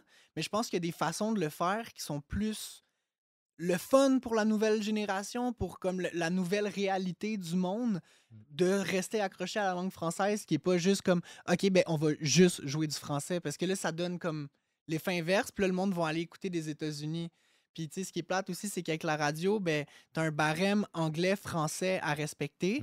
Mais, tu sais, si tu mets Drake ou Kendrick sur ton poste, le monde, il reste sur le poste. Puis s'ils entendent quelqu'un qu'ils n'ont pas nécessairement entendu, ben il y a moins de plays. Fait que ce qui fait que les artistes anglophones passent pas à radio parce que ben là, ils doivent respecter ce barème-là, mais en même temps, s'ils mettent Drake, ça va plus streams que s'ils mettent Since 99, mais Since 99 vient du Québec, il pourrait faire en sorte que on change tranquillement les choses, mais on lui donnera pas son push. Puis il y a beaucoup d'artistes complètement incroyables sur la scène même de rap qui rappent en anglais, puis que les débouchés sont vraiment plus difficiles. Puis gros shout-out aux gens comme Mindflip qui ont réussi à briser cette barrière-là. Tu sais, c'est plus difficile, mais c'est pas impossible. Puis j'ai du gros respect pour les gens qui réussissent quand même à think outside the box puis de réussir. Mais j'aimerais ça de voir un peu l'industrie donner un peu plus de chance à la langue anglophone parce que veux pas, c'est quand même... Ça fait partie de Montréal, ça fait partie de notre culture depuis tout le temps. Il faut la mettre l'avant, il faut être vrai, puis arrêter de dire que c'est juste français ou que c'est juste anglais, c'est les deux, puis de l'incorporer, puis de le mettre de l'avant pour qu'il y ait une place pour tout le monde finalement. Puis même dans les shows, pourquoi qu'il n'y aurait pas des shows avec du français puis de l'anglais? On comprend tout l'anglais, il y en a qui le parlent pas, mais ils comprennent. De toute façon, à la base, même les gens qui écoutent du rap, ont probablement commencé avec le rap anglophone pour se rendre à écouter du rap francophone. C'est sûr qu'aujourd'hui, en 2025, puis je le vois, les jeunes commencent déjà à l'école secondaire, boum, ils écoutent déjà du rap français, une réalité que moi, quand j'étais jeune, était moins là. Oui, t'avais des Sans Pression, des Dogmatic, des Mosaïen, ils vont crever, mais tu sais, t'avais pas 1000 artistes. Tandis qu'aujourd'hui, je trouve la scène s'est vraiment épandue, a pris de l'expansion. Puis les jeunes, là, ils ont plein d'artistes déjà là, quand ils commencent à écouter du rap, mais ils écoutent aussi du rap des States ou de la France. Puis, de partout. ben ouais, puis il faut l'incorporer. On le voit, même la France fait des featuring, des Booba avec Rick Ross ou whatever quoi. Ça marche, la formule est là. Puis nous, comme on l'a dit plein de fois sur la plateforme, on est les francophones d'Amérique du Nord. Fait que c'est ça notre sauce, c'est ça qu'il faut mettre de l'avant. On a le swag américain, comme les Français vont le dire, que là, on le voit dans les dernières années. Je trouve qu'ils essayent pas d'imiter notre sauce, mais je pense qu'ils l'ont acknowledge un peu. Là. Ils nous amènent dans le game puis ils comprennent un peu plus notre flow. On le voit même avec leur slang. Tranquillement, ils disent des anglicismes. On trouve ça drôle un petit peu parce qu'ils sont toujours en train de se foutre un peu de notre accent puis comment qu'on parle. Mais après ça, eux autres, quand ils parlent en anglais, je trouve que c'est pas mal plus nous autres qui en rient. Mais je pense qu'il y a une place pour tout le monde. Hein? Puis nous aussi, des collaborations avec des artistes francophones, de la francophonie de l'autre côté, de la France, de l'Europe. Je pense qu'on en voit de plus en plus, comme tu l'as fait, avec d'autres artistes aussi. Je pense qu'il faut en faire de plus en plus, aller faire des shows l'autre bord. Eux, quand ils viennent ici, pas pour faire des shows, pas juste les faire performer, puis le lendemain, ils retournent en Europe. Non, le lendemain, on les invite dans un podcast, à faire une collaboration en studio. T'es trimbales dans d'autres studios qui voient la scène, qu'il y a des liens qui se tissent. C'est ça qui est important de faire, d'expandre le game, comme on le dit. Là. On est là, on connaît notre force, on a plein de bons artistes, plein de bons producteurs, vidéographes, la scène, elle se bâtit de plus en plus, mais il faut resserrer les liens, des collaborations avec des anglophones, avec des francophones, à pas avoir peur de ça. Je trouve qu'à Montréal, souvent, comme tu l'as dit, on dirait que les gens, ils veulent comme retenir quelque chose de peur de l'échapper, mais je pense qu'il faut arrêter de penser comme ça, puis d'inclure plus que d'exclure. J'ai jamais été autant épanoui, heureux dans ma musique, puis en confiance de ce que je faisais que depuis que j'ai une grosse équipe derrière moi qui m'aide à prendre des décisions de ci, de ça. Puis pour moi, tu sais, je préfère avoir 30% d'une pizza que d'avoir 100% d'une petite tartelette, là, tu sais, genre.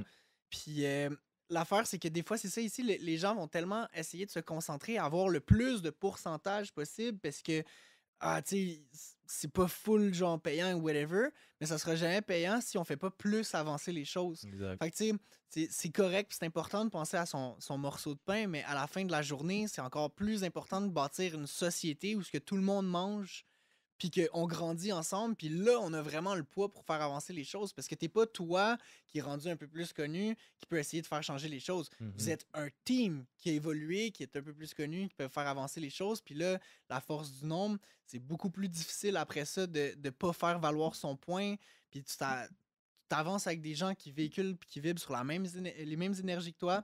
Un peu comme vous faites ici au podcast, tu m'as présenté toute ton équipe, tu avais des lumières dans les yeux, t'sais. Ça se voit que tu es passionné par ce que tu fais, puis ça se voit que ton équipe est passionnée par ce qu'elle fait, puis que c'est ce qui crée cette unité-là. C'est ce qui va faire que la plateforme va juste elevate, right? Let's go! Fait que c'est le même principe un petit peu pour moi. J'ai l'impression que oui, c'est important de checker ses affaires quand même, pas abuser non plus, mais plus qu'on est à s'entraider, plus qu'on a à serrer les coudes, c'est là qu'on va pouvoir vraiment aller à la guerre puis faire de quoi, je pense. Puis plus que le game va grossir, va augmenter, qu'il va avoir de médiums à aller, que ce soit, comme on le disait, les plateformes de podcast, les shows, les radios, tout ça, plus qu'ils vont accepter le game, puis plus qu'ils vont grossir, plus que l'artiste va pouvoir en tirer parti, puis grandir lui aussi de par ça. C'est pas juste de se concentrer sur toi pour que toi, tu sois gros, mais si le game est plus gros, ta part va être plus grosse dans le game aussi, c'est relatif.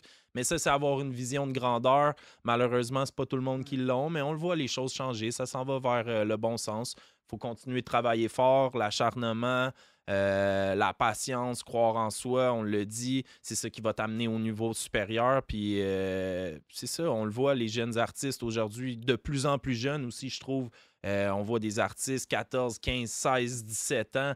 On voyait pas nécessairement ça tout le temps avant. Là. Je trouve que les jeunes comprennent de plus en plus tôt qu'ils peuvent rentrer dans un univers puis qu'il y a une place pour eux. Fait que ça, je trouve ça le fun, je trouve ça encourageant. Après ça, c'est de mettre l'effort, comme on le disait, sur des collaborations, sur ton branding, sur des shows, les radios, s'ils pourraient inclure plus de musique, de rap, comme on le disait, au lieu de mettre du Drake de Toronto, puis peu importe qui d'ailleurs, d'essayer pas juste mettre de la musique d'ici, mais d'en phaser un petit peu plus. Puis oui, il y a de la pop, mais il y a du rap. Puis il faut arrêter d'avoir la vision négative là-dessus.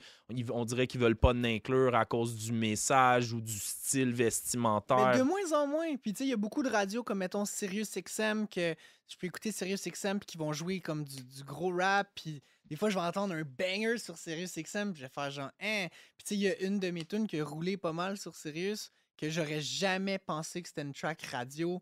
Je dis comme fucked up dans le refrain. Puis tu sais, il y a beaucoup d'anglicisme. Puis c'est comme, ça marche pas dans les codes radio. Fait que de plus en plus, c'est accepté pour comme la radio, ça. Fait que même s'il faut que ça évolue, au moins, on sait qu'on est déjà dans la bonne place, puis on est déjà dans la bonne direction. Tu sais, avant, il y avait vraiment pas de rap à la radio. Puis là, tu sais, depuis, toutes les femmes savent danser, entre autres de Loud, qui a réussi à nous ouvrir beaucoup, beaucoup de portes. Il y en a de plus en plus. Puis là, moi, ce que j'aimerais, c'est qu'il y en ait aussi un peu plus pour l'anglophone aussi. Mais on peut pas tout demander, puis on peut pas tout recevoir en 2 secondes. Mais je suis vraiment content quand même de voir que, même s'il y a encore beaucoup de travail à faire, on est dans la bonne direction. Je pense que ça s'en va vers une bonne direction. Les gens sont de plus en plus ouverts d'esprit. Les gens sont de plus en plus conscients de ce que c'est. Puis, tu sais, pour les jeunes aussi, ils ont de plus en plus de modèles. Tu sais, comme quand moi, personnellement, j'étais plus jeune, j'avais certains modèles, puis j'en avais déjà comme quelques-uns. Puis ces modèles-là, ben, eux, il y avait Mosaïen sans pression comme modèle. Puis, tu sais, là, il y en a de plus en plus. Puis ce qui est cool, c'est qu'après ça, ben, tu peux vraiment choisir à qui tu t'identifies. Ça crée qu'une plus grande diversité de musique. Tu peux plus facilement relate à un artiste parce qu'il y a plus comme ta personnalité ou whatever. T'es pas juste comme les 4 gros artistes qui sont cool. Toi, t'es comme plus introverti, puis t'es comme, ah, tu sais, je relate moins. Maintenant, il y a toutes sortes d'artistes, puis tout, puis ça, c'est une grande richesse aussi là, pour comme faire avancer les choses. Après, tu sais, c'est sûr qu'à la radio, ce qui a toujours marché, c'est des codes. Fait qu'ils vont y aller avec les codes. C'est cool qu'il y ait des radios comme Sirius ou CIBL qui brisent ces codes-là puis qui laissent de la place. Mais on aimerait ça que les radios commerciales essayent de briser un petit peu plus les codes parce que, comme tu as dit, il n'y a pas juste le pop, puis il n'y a pas juste le pop français. Il y a beaucoup, beaucoup de trucs qui valent la peine d'être entendus. On a une scène incroyable. T'sais, on chiale sur l'économie et tout, mais on a plein d'artistes qui sont là, qui pourraient être entendus, puis aider l'économie à rouler. Ben ouais. Ça vaut la peine. De plus en plus, le Québec est reconnu à travers le monde pour plein de choses. Le jeu vidéo avec Ubisoft, des athlètes olympiques, que ce soit le hockey ou d'autres styles. On le voit, on est là. Il faut arrêter de penser comme le petit peuple que souvent ça a été le Québec. On prend de l'expansion, on est là. Puis on commence à être rayonné à travers le monde. La musique, je pense que c'est le next step. On a eu des Céline Dion, aujourd'hui des Charlotte Cardin un petit peu qui sont capables de toucher le monde entier, mais il y en a d'autres, le rap, je pense que c'est la prochaine étape, puis que ça se passe de plus en plus. Puis tantôt, je trouvais ça intéressant, tu me parlais de recueil de poésie, puis un autre livre aussi là, que tu écrivais avec ta grand-mère. Ouais, exact. Ben, en fait, mon dernier EP s'appelle Monnaie courante. Puis monnaie courante, dans le fond, c'est autant l'expression de comme, tu sais, c'est récurrent, tu sais, c'est monnaie courante. Mais aussi, c'est une expression qui vient de l'époque des rois. C'était une devise devise monétaire qui pouvait passer toutes les frontières. Fait que c'était une monnaie courante, c'était une devise avec laquelle, peu importe où, était reconnue, comme le cuivre, par exemple, ou l'or, tu sais. Puis ce que j'aimais avec ça, c'est de faire passer ma devise, peu importe la frontière, peu importe, genre sans limite, puis d'en faire comme un mode de vie. Qu'à chaque jour dans ma vie, que ce soit monnaie courante, de faire monnaie courante. C'est un petit jeu de mots, puis c'est pour ça que la pochette qui a été design par Photo Bouvier puis ma copine ensemble, c'est vraiment comme moi qui se court après dans une cage d'escalier à l'infini. C'est un petit peu C'est un peu ça. C'est juste que comme toujours répéter un peu genre ce cycle-là, de se rappeler, de projeter comme ta devise et tout. Puis à la base, une des raisons pourquoi je voulais faire de la musique, c'est de passer un message puis aider des gens. Puis parce que je me disais, moi, ça m'a aidé. J'ai peut-être des trucs à dire, je vais me défouler. Puis si ça peut aider du monde, ben tant mieux. Fait que c'est ça, tu sais, d'essayer d'intéresser les jeunes avec un recueil de poésie. Tu sais, juste, ça me permet de me libérer. Puis je sais qu'il y a beaucoup de gens qui vont aimer lire. Puis ils vont peut-être se reconnaître plus facilement que là-dedans qu'avec un beat rap. C'est pas nécessairement quelqu'un qui va écouter du rap, mais qui vont aimer les textes. Ma grand-mère, par exemple, tu sais, si j'y monte, mettons, un poème que j'ai écrit, elle va trouver ça cool. Si je mets la musique, elle va peut-être trouver ça moins cool, tu sais.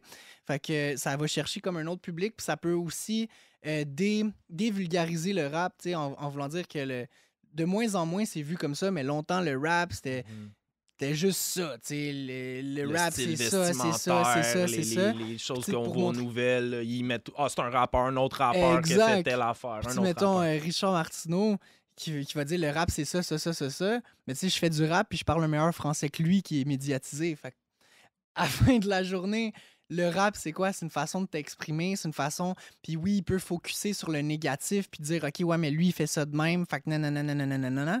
Mais au final, genre, tu fais juste porter du jugement puis c'est ce que tu reproches aux artistes de faire. Fait que je trouve ça Ouais, un petit peu. puis la musique à la base, c'est transmettre une émotion. Après ça, dans le rap, il y a plusieurs styles, mais à la base, c'est rythme and poetry. Exact. So, en français, le rythme et la Poésie. poésie. Puis c'est ça part de là. Toi, comme tu l'as dit, puis on le voit dans ta musique, beaucoup opter sur la plume, l'écriture. On le voit dans tes mélodies aussi.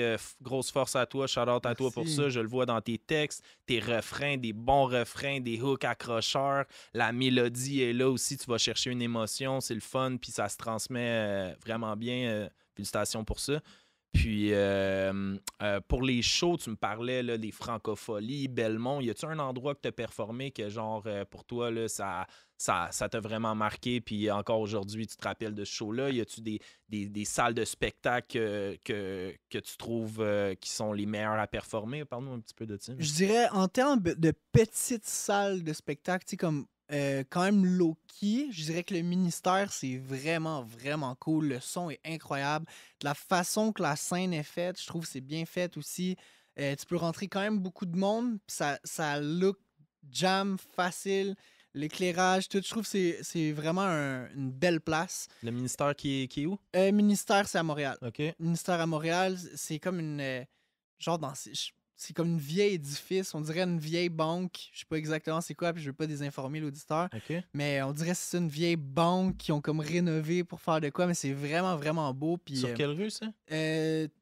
c'est dans le coin de Mont-Royal, je OK. pense que c'est Saint-Lô, mais je OK, veux dans pas- ce coin-là. je- Parfait. Dans ce coin-là. Pas de stress. Dans ce coin-là. Sinon, honnêtement, moi, c'est les scènes de festival qui m'ont le plus marqué.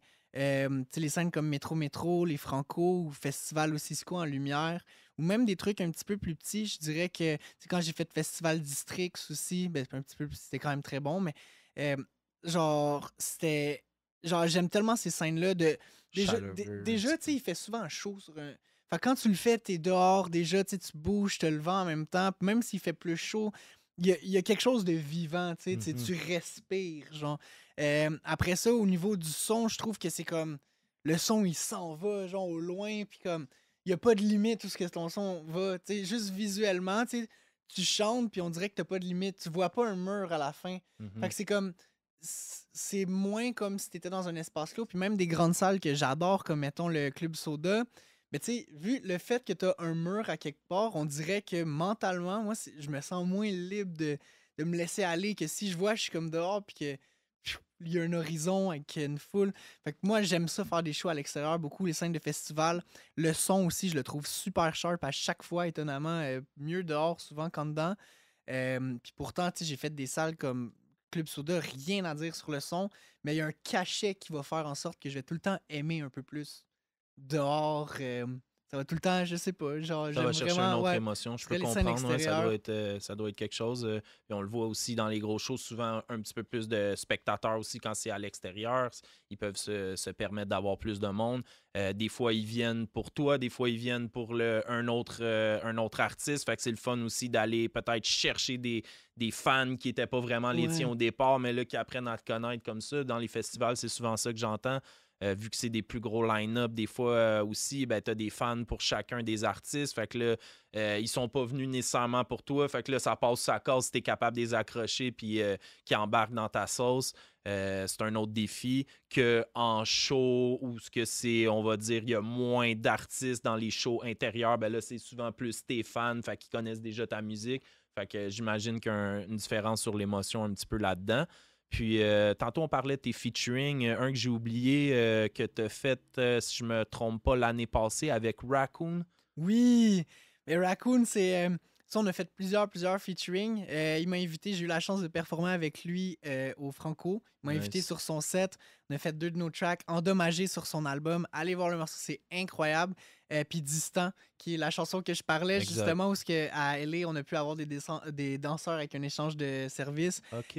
Puis, tu sais, Raccoon, on travaille ensemble depuis quand même vraiment longtemps.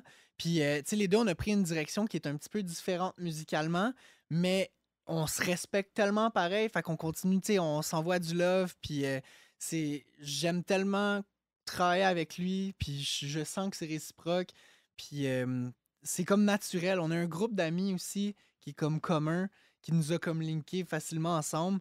Euh, puis gros shout-out à ces gars-là. Antoine Latreille, que vous avez sûrement entendu parler souvent, qui est Yeah. derrière Raccoon. Ouais. Mais ça a été le gérant de mon studio aussi. D'ailleurs, il y a Ok. beaucoup de trucs qui sont faits à mon studio, dont la table, puis mon tableau, que c'est lui le tableau, c'est lui qui l'a fabriqué, puis la table de mon studio, c'est lui qui a trouvé un ébéniste pour le faire. Il était vraiment investi dans mon studio. Fait que comme vu que c'était le gérant Raccoon, puis qu'il était vraiment beaucoup associé au studio, puis on s'est comme un peu, pas dissocié parce qu'on travaille encore comme finement ensemble, c'est juste qu'avec la COVID, il y a eu beaucoup de changements. Lui, au début, il travaillait dans un truc de recyclage. Fait que lui, il pouvait gérer des trucs sur son téléphone, puis il passait de métro en métro, il faisait des trucs de recyclage. Puis avec la COVID, ben, il a dû faire comme un changement où ce que il y avait peut-être moins de temps à investir justement dans le studio et tout. Puis nous, avec la COVID, ben, comme le chiffre d'affaires, il a foutu le Un camp autre pendant un coup. temps sur le coup, parce que je pouvais pas légalement avoir de clients pendant un bout. Fait que compliqué. c'est là qu'on a pris comme 2 chemins, mais que, tu sais, on se fait tout le temps un bon petit sport réfléchi, il m'invite tout le temps, une fois de temps en temps, puis là, on jase, tu sais, ça reste la famille, puis tu sais, il y a des amis que même si tu vois un peu moins, ça reste autant tes frères, mais tu sais, Raccoon, Sibuna, Michaud, puis justement Antoine en font partie, là, c'est des frères à vie, là. Ben ouais, puis comme tu disais, peut-être vos styles de musique se sont un peu différenciés à toi puis Raccoon au travers le temps, mais la ligne directrice, je pense, qui vous unit entre les deux, Ça reste c'est la plume. Exactement. Les Puis deux. je pense que c'est pour ça qu'on va tout le temps, peu importe le format et tout. Tu sais, moi, j'ai fait plus de trucs un peu chantés aussi dans les derniers Mhm. temps, puis tout, qui venaient un peu moins rejoindre peut-être à certains moments. Puis des fois, on fait un bon, tu sais, kickage de verse à l'ancienne, puis les deux, on feel, genre, puis tout. Puis moi, tu sais, quand j'étais vraiment jeune, je voulais chanter. J'ai juste jamais eu la voix. Puis j'ai eu la chance d'avoir Sins qui m'a beaucoup aidé. J'ai pris des cours de chant et tout. Fait que, tu sais, je veux pas devenir un chanteur. Je veux juste. Tu sais, je sais que je suis pas un chanteur qui rappe bien. Je suis un rappeur qui sait faire des notes. C'est pas Mhm. pareil, tu sais. Fait que, tu sais, je vais pousser ma voix. Je vais être capable de faire des trucs. Mais mon but, c'est toujours de rester pas dans le populaire, mais dans le rythme et poésie. Mhm. C'est juste de le rythmer d'une façon où que même si je dis quelque chose de lourd, c'est peut-être un petit peu plus attrayant à l'oreille. Ouais. Puis tu nous parles des gars comme Sins. C'est-tu des gars que tu as appris à connaître de par le studio, qui sont venus enregistrer, puis que la chimie a bien marché, vous avez décidé d'aller de l'avant? Sin, c'est quand même fou son histoire, comment on s'est rencontrés. Oups. Ouais, c'est quand même fou comment on s'est rencontrés parce que dans le fond, j'ai vu une vidéo Instagram de lui qui chantait. Il avait l'air d'avoir 12 ans. Il chantait à sa guitare. Puis c'était un truc, je sais pas si c'était Tupac ou Triple X. Triple X, il venait de décéder. Puis il faisait des petits lives sur Instagram en noir et blanc. Il avait l'air d'avoir genre 12, 14 gros max. Puis il chantait, puis il rappait. Puis j'étais comme, mais c'est qui ça? Tu sais, j'ai like, j'ai commenté ces trucs. Moi, je venais de faire justement ma première apparition au Club Soda, c'est Platine. Puis Farf m'avait dit, fais ton. J'ai comme un acapella que j'avais écrit quand j'avais 17 ans, puis qui m'a suivi. Comme même hier, je le faisais encore. Puis c'est un acapella qu'à chaque fois je fais en show, ça marche. Tu sais, c'est genre c'est comme une grosse passe de flow. Puis lui, il a vu ça sur Instagram, puis il était comme, hey, j'aime vraiment ça. On pourrait connecter, tu sais. C'est vu au studio, puis ça a juste tellement cliqué. Puis justement, lui, il voulait pas parler de pourcentage ou whatever parce qu'il y avait eu des. Tu sais, il a fait la voix, puis ça lui a donné, mettons, des opportunités. Puis à travers ces opportunités-là, il y a des opportunités qui n'étaient pas toujours roses. Puis ça l'a un petit peu blasé de l'industrie, puis de comment l'humain, puis l'homme pouvait être genre greedy about genre de l'or, genre sur un kid, là, legit, là. Fait que, tu sais, nous, on s'était juste, check, on fait une toune, on la sort si on veut la sortir. On fait juste une toune, on check ça, on se casse pas la tête. Puis, tu sais, on n'a jamais eu de contrat, mais on a bâti quelque chose de gros. On s'est vu à chaque semaine, ça a juste fait effet boule de neige. On a appris à se connaître, puis tu sais, aujourd'hui, c'est legit mon frère, là, tu sais. Que c'est... On a vraiment comme grandi, mais à la base, ça sortait juste de... J'ai vraiment aimé son énergie, il a aimé mon énergie, on s'est vu en studio. On était à peu près à la même place mentalement de où, comment on voyait l'industrie puis comment on voyait notre session. Tu sais, moi, j'étais comme, check, on va juste faire une chanson, on check après. L'important, c'est juste de créer. Après, on check. Puis finalement, on s'est ramassé à vivre ensemble à LA un moment donné, tellement on était comme soudés. Fait que je te dirais, c'est vraiment ça qui est parti. Puis j'imagine qu'avec le studio d'enregistrement, tu viens avoir souvent des nouveaux talents, des nouveaux artistes qui embarquent dans le game. Ça doit t'ouvrir les yeux aussi sur Ouais. des nouveaux styles. La scène, j'imagine, à Anjou. Je sais pas si c'est beaucoup une communauté artistique de Anjou même ou du monde de l'extérieur qui viennent. J'imagine que tu dois connaître beaucoup d'artistes de par le studio. Est-ce que ça t'arrive des fois de faire des collaborations qui ont commencé juste que t'enregistrais quelqu'un puis finalement c'est devenu plus que ça, admettons? Oui, c'est arrivé une couple de fois, puis que je travaillais avec. Il y a beaucoup de gens aussi que j'ai commencé à faire un clip. Là, finalement, ils ont été au studio. Là, finalement, je leur ai fait un beat. Là, finalement, tu sais, j'ai été sur leur album. Fait que, tu sais, Nice. ça découle beaucoup. Puis, tu sais, des fois, musicalement, je peux vraiment aimer la musique d'un artiste, mais je sais que DIY, ça va pas marcher. Tu sais, la direction artistique, tu sais, que comme. Je, je vois pas l'unicité. Puis que moi, je peux adorer comme le track, mais que je vois pas comme où ce que les deux, on pourrait se rejoindre dans nos sujets, puis Mhm. d'écrire quelque chose qui va être un livre qui se découle tu sais, Mais du non, c'est début à ça. la fin, puis à travers les histoires, les ci, les ça. Fait que je te dirais que je suis quand même sélectif sur mes featuring parce que j'essaie de raconter une histoire. Fait que je veux que chaque élément de mes chapitres se suive d'une Ben ouais, certaine ben ouais. façon. Mais j'ai travaillé beaucoup, beaucoup avec beaucoup de gens, justement, à travers le studio qui sont devenus carrément des amis. Justement, j'ai un client qui était au studio qui est devenu un ami avec qui on est allé à Toronto, que c'est lui qui m'avait trouvé ma gig de DJ là-bas. Fait comme, tu sais, c'est cool parce que, comme je disais tantôt, la musique, c'est vraiment un langage universel des émotions. Fait que, à la base, si l'énergie est bonne dans la pièce, t'es sûr que ce que vous allez faire, ça peut pas être mauvais parce que l'énergie est déjà bonne, puis tu fais juste transmettre ton énergie dans un micro. Parce que l'énergie est bonne, la tune est bonne de base, tu sais. Mhm. Fait que j'ai vraiment cette philosophie-là. Fait que souvent, c'est ça, comme les gens avec qui je vais travailler, ben, ça devient mes amis souvent parce que ben, on vibre sur des bonnes énergies, puis quand ça clique, puis qu'on fait plusieurs projets ensemble, c'est parce qu'il y a quelque chose qui clique vraiment à travers nos énergies, puis qu'on vibre sur la même fréquence. Ben ouais. Fait que souvent, ben, c'est ça, ça va devenir des bons chums. Ben ouais, ben ouais. Puis tantôt, on a parlé des Word Up, Raccoon. Je pense qu'il y a un petit mix entre les deux qui s'est fait dans La Fin des Faibles. Une émission que Oui! tu as participé dans les dernières années, que Raccoon était sur la plateforme aussi, je me trompe pas. Ouais, ben les deux, on a été finalistes, puis on trouvait ça quand même drôle parce que c'était pendant le confinement, tu sais. Puis il y avait personne dans la salle, mais tu sais, du freestyle, j'en ai fait beaucoup du freestyle, c'est à travers les Ends of the Week, qui était la fin des faibles avant que ce soit la télé. OK. Puis ça s'appelait Ends of the Week, puis c'était des concours, tu pouvais comme, c'était mondial, c'était c'était les mêmes 5 épreuves. Puis j'en avais fait une coupe, puis c'est tellement pas pareil quand il n'y a pas de public. Tu sais, le freestyle, souvent, tu vas prendre l'énergie que la foule te donne, tu vas leur redonner. Ils vont te la redonner, tu vas leur redonner. Puis là, t'as juste, genre, 4 caméras, si c'est pas plus. Les juges sont genre à 1 kilomètre dans le fond de la salle. C'est même pas s'ils t'entendent comme du monde. J'ai appris que pas tout le temps. Puis, fait que, tu sais, c'est comme...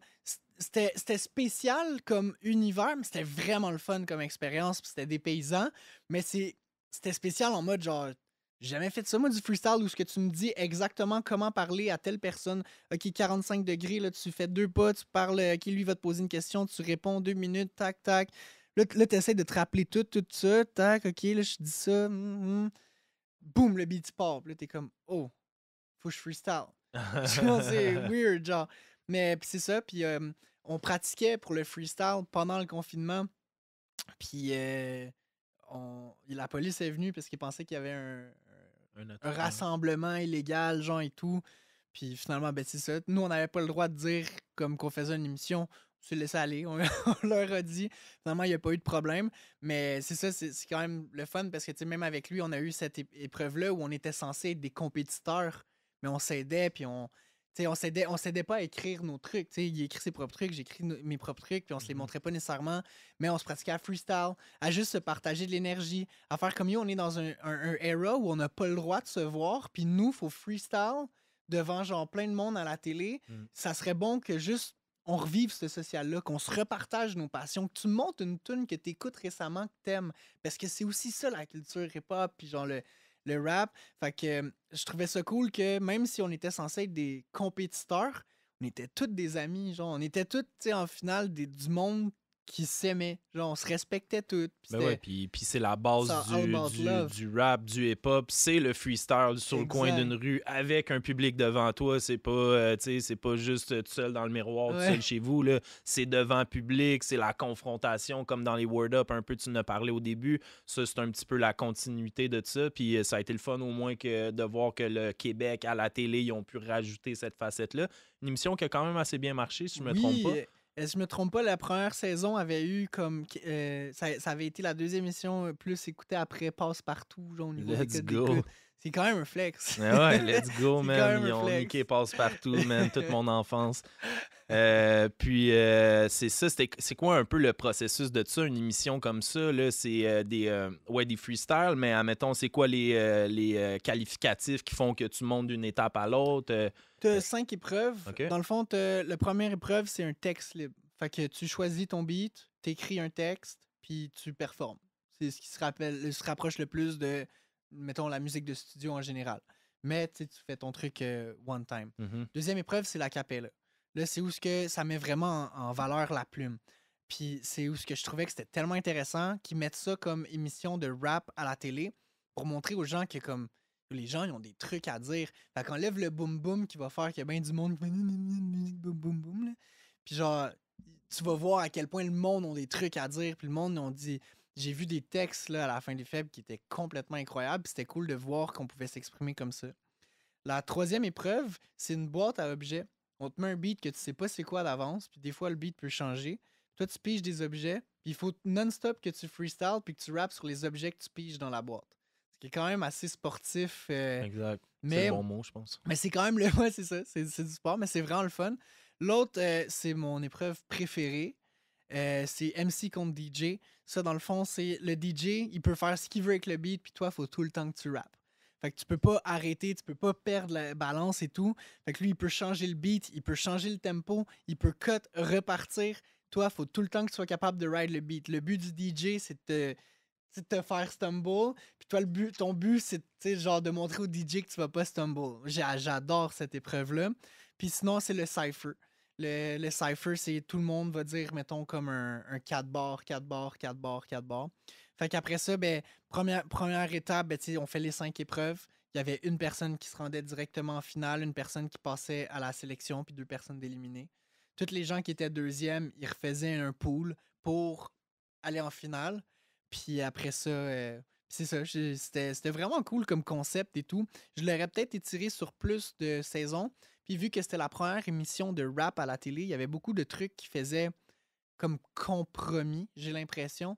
Que si, mettons, ça aurait été moins tabou, mettons, de faire passer du rap à la télé, et puis que là, ça pouvait passer, mais en 8 émissions, parce qu'il fallait que ça tombe pendant le mois de la francophonie, puis that's it, tu sais, puis comme, il y avait plusieurs barèmes qui ont fait que des fois, ça lookait de télé, puis des trucs que j'étais comme moins, pas à l'aise, mais en tant que quelqu'un qui a fait les Ends of the Week, je trouvais ça différent, puis dépaysant justement de le faire d'une façon qui était comme complètement différente. Autant ça m'a vraiment aidé à comprendre c'était quoi en dehors genre de mes petits cyphers de stationnement, genre c'est quoi du freestyle, puis en dehors des Ends of the Week qui était la seule plateforme que je connaissais puis que j'étais à l'aise dedans. Puis tu sais, des fois l'humain on a tendance à pas vouloir sortir de sa zone de confort parce que c'est difficile naturellement pour l'humain de s'adapter à un nouvel environnement. Autant c'est ce qui nous a fait évoluer toute notre vie, tu sais. Fait que fait que j'aime ça me faire mettre un peu dans une situation où je comprends pas trop ce qui se passe, c'est un peu stressant, là, il y a plein de caméras, faut que je freestyle, je suis pas à l'aise, mais c'est souvent là que je vais sortir le meilleur de moi parce que C'est faut que tu te vrai. dépasses. En Puis après sortant de ta ça, zone de tu sais, confort. je fais des shows maintenant, je suis jamais stressé parce que j'ai fait un show, pas de personnes dans la salle, diffusé devant 35 000 personnes, où ce que je freestyle, où ce que j'ai même pas, tu sais, genre tout écrit mes trucs, là, je pige des objets, puis je freestyle des trucs, fait que ça se peut que des fois j'avais dit des affaires, je suis comme, oh mon dieu, j'ai dit ça à la télé. Fait qu'on dirait après, genre, tu sais, je fais un show, mettons, même s'il y a 5000 personnes dans un festival, mais genre, c'est pas stress, je suis juste content d'être là, puis ça m'a comme brisé une gêne qui avant, tu sais, j'étais sur scène, j'avais le petit moton. Maintenant, j'ai le moton avant d'embarquer sur le scène, puis je suis comme, je peux-tu juste la manger, la scène, genre, c'est live, là. Puis combien de participants qu'il y avait à l'émission à peu près? T'as-tu une idée? Je pense qu'on était à peu près 800, 900 à avoir candidaté. Quand Ils en même. ont sélectionné 16.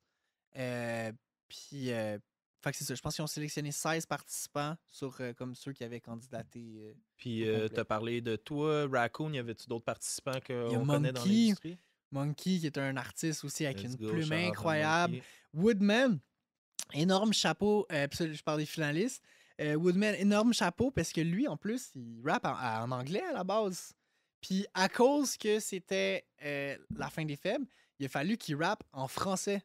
Fait que c'est même pas sa langue de base, c'est même pas sa langue où il est habitué de faire son craft lui-même. Mhm. Puis c'est ce que je trouve cool du Ends of the Week, c'est peu importe ta langue, tu peux participer, puis c'est all good. Nice. Mais là, tu sais, vu que c'était diffusé dans une émission télé, il y a Basics qui était deuxième champion, deuxième au monde en freestyle au Ends of the Week, qui a été sélectionné, mais que lui aussi, il a rappé en français. Fait que, tu sais, mais lui, il est anglophone, là. Fait que c'est comme si. C'est un Ouais, challenge. c'est de ça, c'est plus, comme là. si tu disais à quelqu'un, tu sais, comme qui est pas nécessairement à l'aise en anglais, tu dis, toi, tu fais la compétition en anglais, puis tu sais, il avait fait la qualification, puis il avait vraiment bien d'aide, mais tu sais, s'il l'avait fait en anglais, il aurait été encore plus à l'aise, puis c'est un monstre, tu sais. Il y a eu des tracks aussi, une plume incroyable.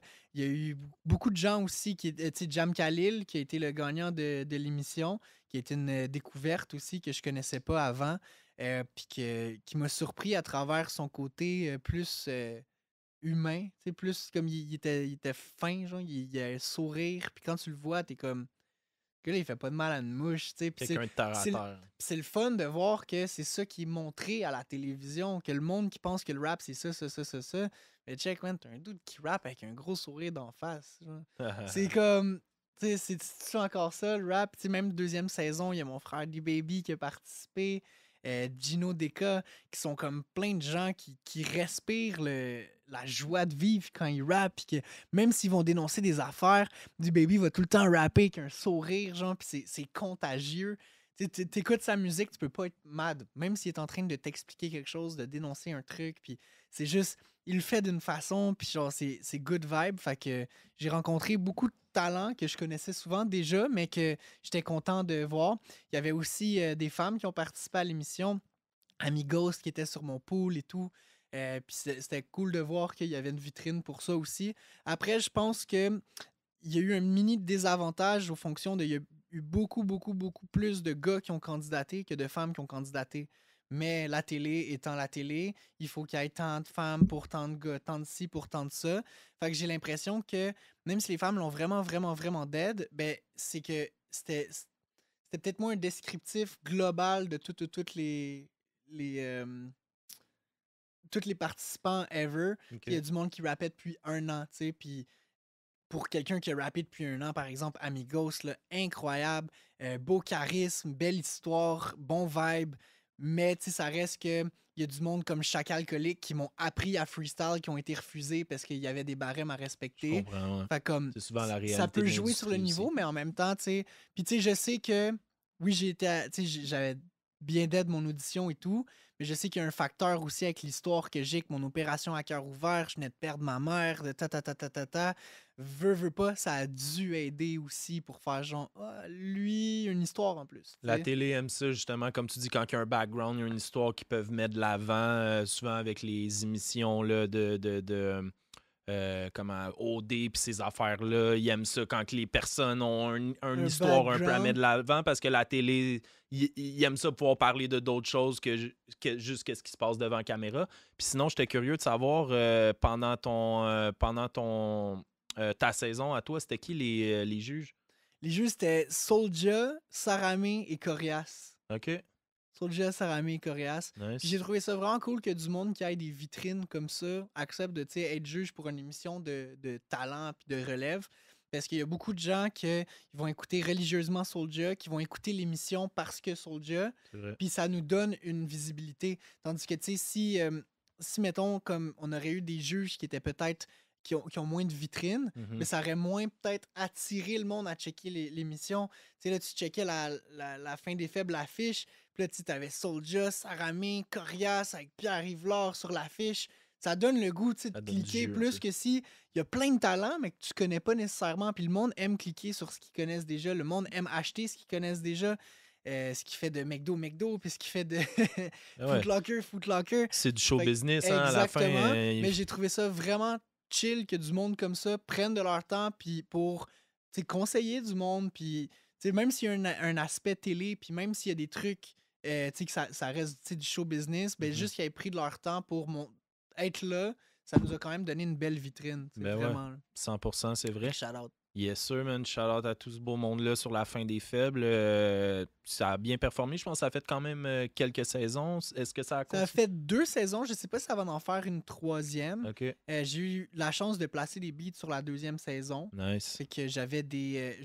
Je performais sur la première, puis je plaçais des beats sur la 2e. Fait que je trouvais ça quand même cool. Ça montrait vraiment, justement, le mind, genre, comme. Ben, complètement. Puis tu sais, comme on disait je suis. tantôt, de par rapport au DJing, de DJ pour un autre artiste, puis t'es capable de placer une chanson, ben là, de rentrer sur l'émission, t'as été capable de faire un placement de beat. Dans la vie, c'est ça, hein? Si t'essayes pas, t'as pas. Puis quand t'essayes, ben ça t'ouvre d'autres portes qui t'amènent ailleurs, qui te font rencontrer des gens ou des opportunités. C'est juste ça, de pas lâcher, puis de mettre de l'effort, puis de pousser jusqu'à temps que tu te mettes à ta propre valeur parce que c'est toi qui choisis ta propre valeur. Faut jamais que tu laisses les autres mettre un prix à ta personne, à toi. Il y a juste toi qui peux l'établir, ça. Puis je pense que, comme on se disait hors caméra, tu es en train de travailler sur un prochain projet qui serait, si je me trompe pas, ton 4e ou 5e projet de fait, que ce soit EP, LP, album, tout confondu. 5e, ouais, Ok, ça c'est serait ça, le exact. 5e. 5e. 5e, je suis en train de travailler sur plusieurs projets. Tu sais, en ce moment, je dois avoir à peu près comme 50 démos dans mon ordi sur une playlist Shit, iTunes. hein? Parce que j'ai plusieurs trucs. Je suis en train de faire un album, un EP collaboratif avec Since 99.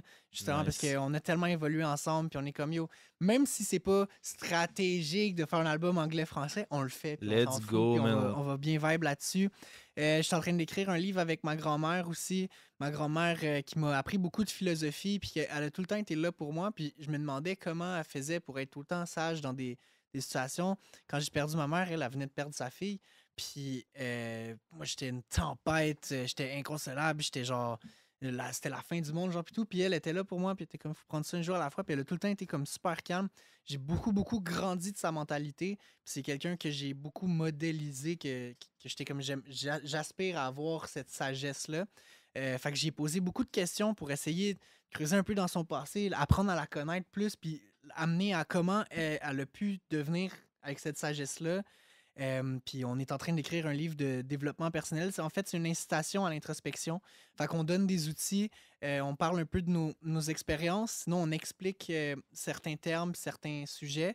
Mais c'est vraiment comme, il y a du développement personnel, il y a beaucoup d'informations, mais surtout beaucoup de sources et d'outils.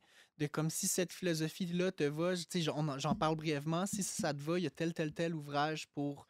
Fait que tu sais, c'est surtout pour aider les gens à pouvoir se confier, parler, puis. Nice, c'est une- nice. Puis sur ce 5e projet-là, on peut s'attendre à quoi? C'est quoi l'énergie? Tu peux-tu nous en parler un petit peu ou c'est Ben vraiment oui, dans ben la oui. boîte? Y a-tu des featuring? C'est quoi le vibe, la c'est direction? tellement difficile à répondre parce que, comme je disais, moi, je suis une partie du branding. Fait que, tu sais, si c'était juste de moi, je te dirais, il va y avoir des bangers, puis des grosses passes de flow, puis du gros rap, puis de la poésie bord en bord, puis c'est sûr qu'il va en avoir.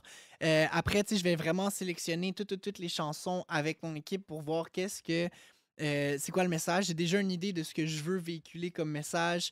Je sais déjà un peu c'est quoi le concept. J'ai pas trouvé les bons mots pour, tu sais, mettons, le titre encore. Je sais c'est quoi l'antithèse que je recherche, mais je cherche vraiment une bonne antithèse qui va pouvoir exprimer ce que je veux à travers ce projet-là. Fait qu'on peut s'attendre à clairement des featuring. Tu sais, mon dernier projet, c'était un projet solo. C'était 5 tracks, c'était un petit EP, il n'y avait pas de featuring. Là, il va y avoir des featuring. Of course, je vais mettre du shine à des gens de mon équipe, comme Goldares, ma femme qui va être sur le projet, puis Since 99. Autant je vais aller chercher des feats que je peux pas dire encore, mais qui vont être un peu plus inattendus aussi. Nice, man. Yo, merci pour cette belle Merci à conversation-là, vous. man. Esti, c'est une belle conversation. Je suis content d'en avoir appris plus sur toi, puis un peu tout d'où ça vient, ça, ton nom, d'où tu viens, toi, avec le studio qui tourne aux alentours de ta carrière. Puis on le voit, le branding, les mélodies, moi, c'est ce qui me marque beaucoup. Je trouve que tu Thanks, mon l'as. bro. Les textes, la plume, comme on l'a dit, à 100%. Puis il en faut, hein, comme on l'a dit, il y a plusieurs styles de rap aujourd'hui, mais faut pas perdre la plume. Puis je trouve qu'il y en a beaucoup qui s'écartent de ça. Puis c'est correct. Des fois, c'est plus le vibe. Tu sais, t'écoutes de la musique des fois juste pour vibrer. Mais moi, je viens d'une époque où mon rappeur préféré, c'était Tupac. Fait que, tu sais, la poésie était très importante. Fait que je trouve ça le fun qu'il y a encore du monde qui mette l'emphase là-dessus, comme toi, comme Raccoon, comme on a parlé. Yes, man, merci pour ça. Le Cats, le Mind, y a-tu quelque chose que tu voulais rajouter avant la fin de l'épisode? Ben, un gros shout-out à vous. Énorme podcast. C'est super intéressant d'avoir des gens qui prennent de leur temps pour élever la culture. Let's Fait go. que gros shout-out à vous. Checkez les autres épisodes. Yes, n'oubliez pas de vous abonner, commenter, partager, tout ça. Il y en a plein d'autres à venir. Le Cats, le Mind, and we out.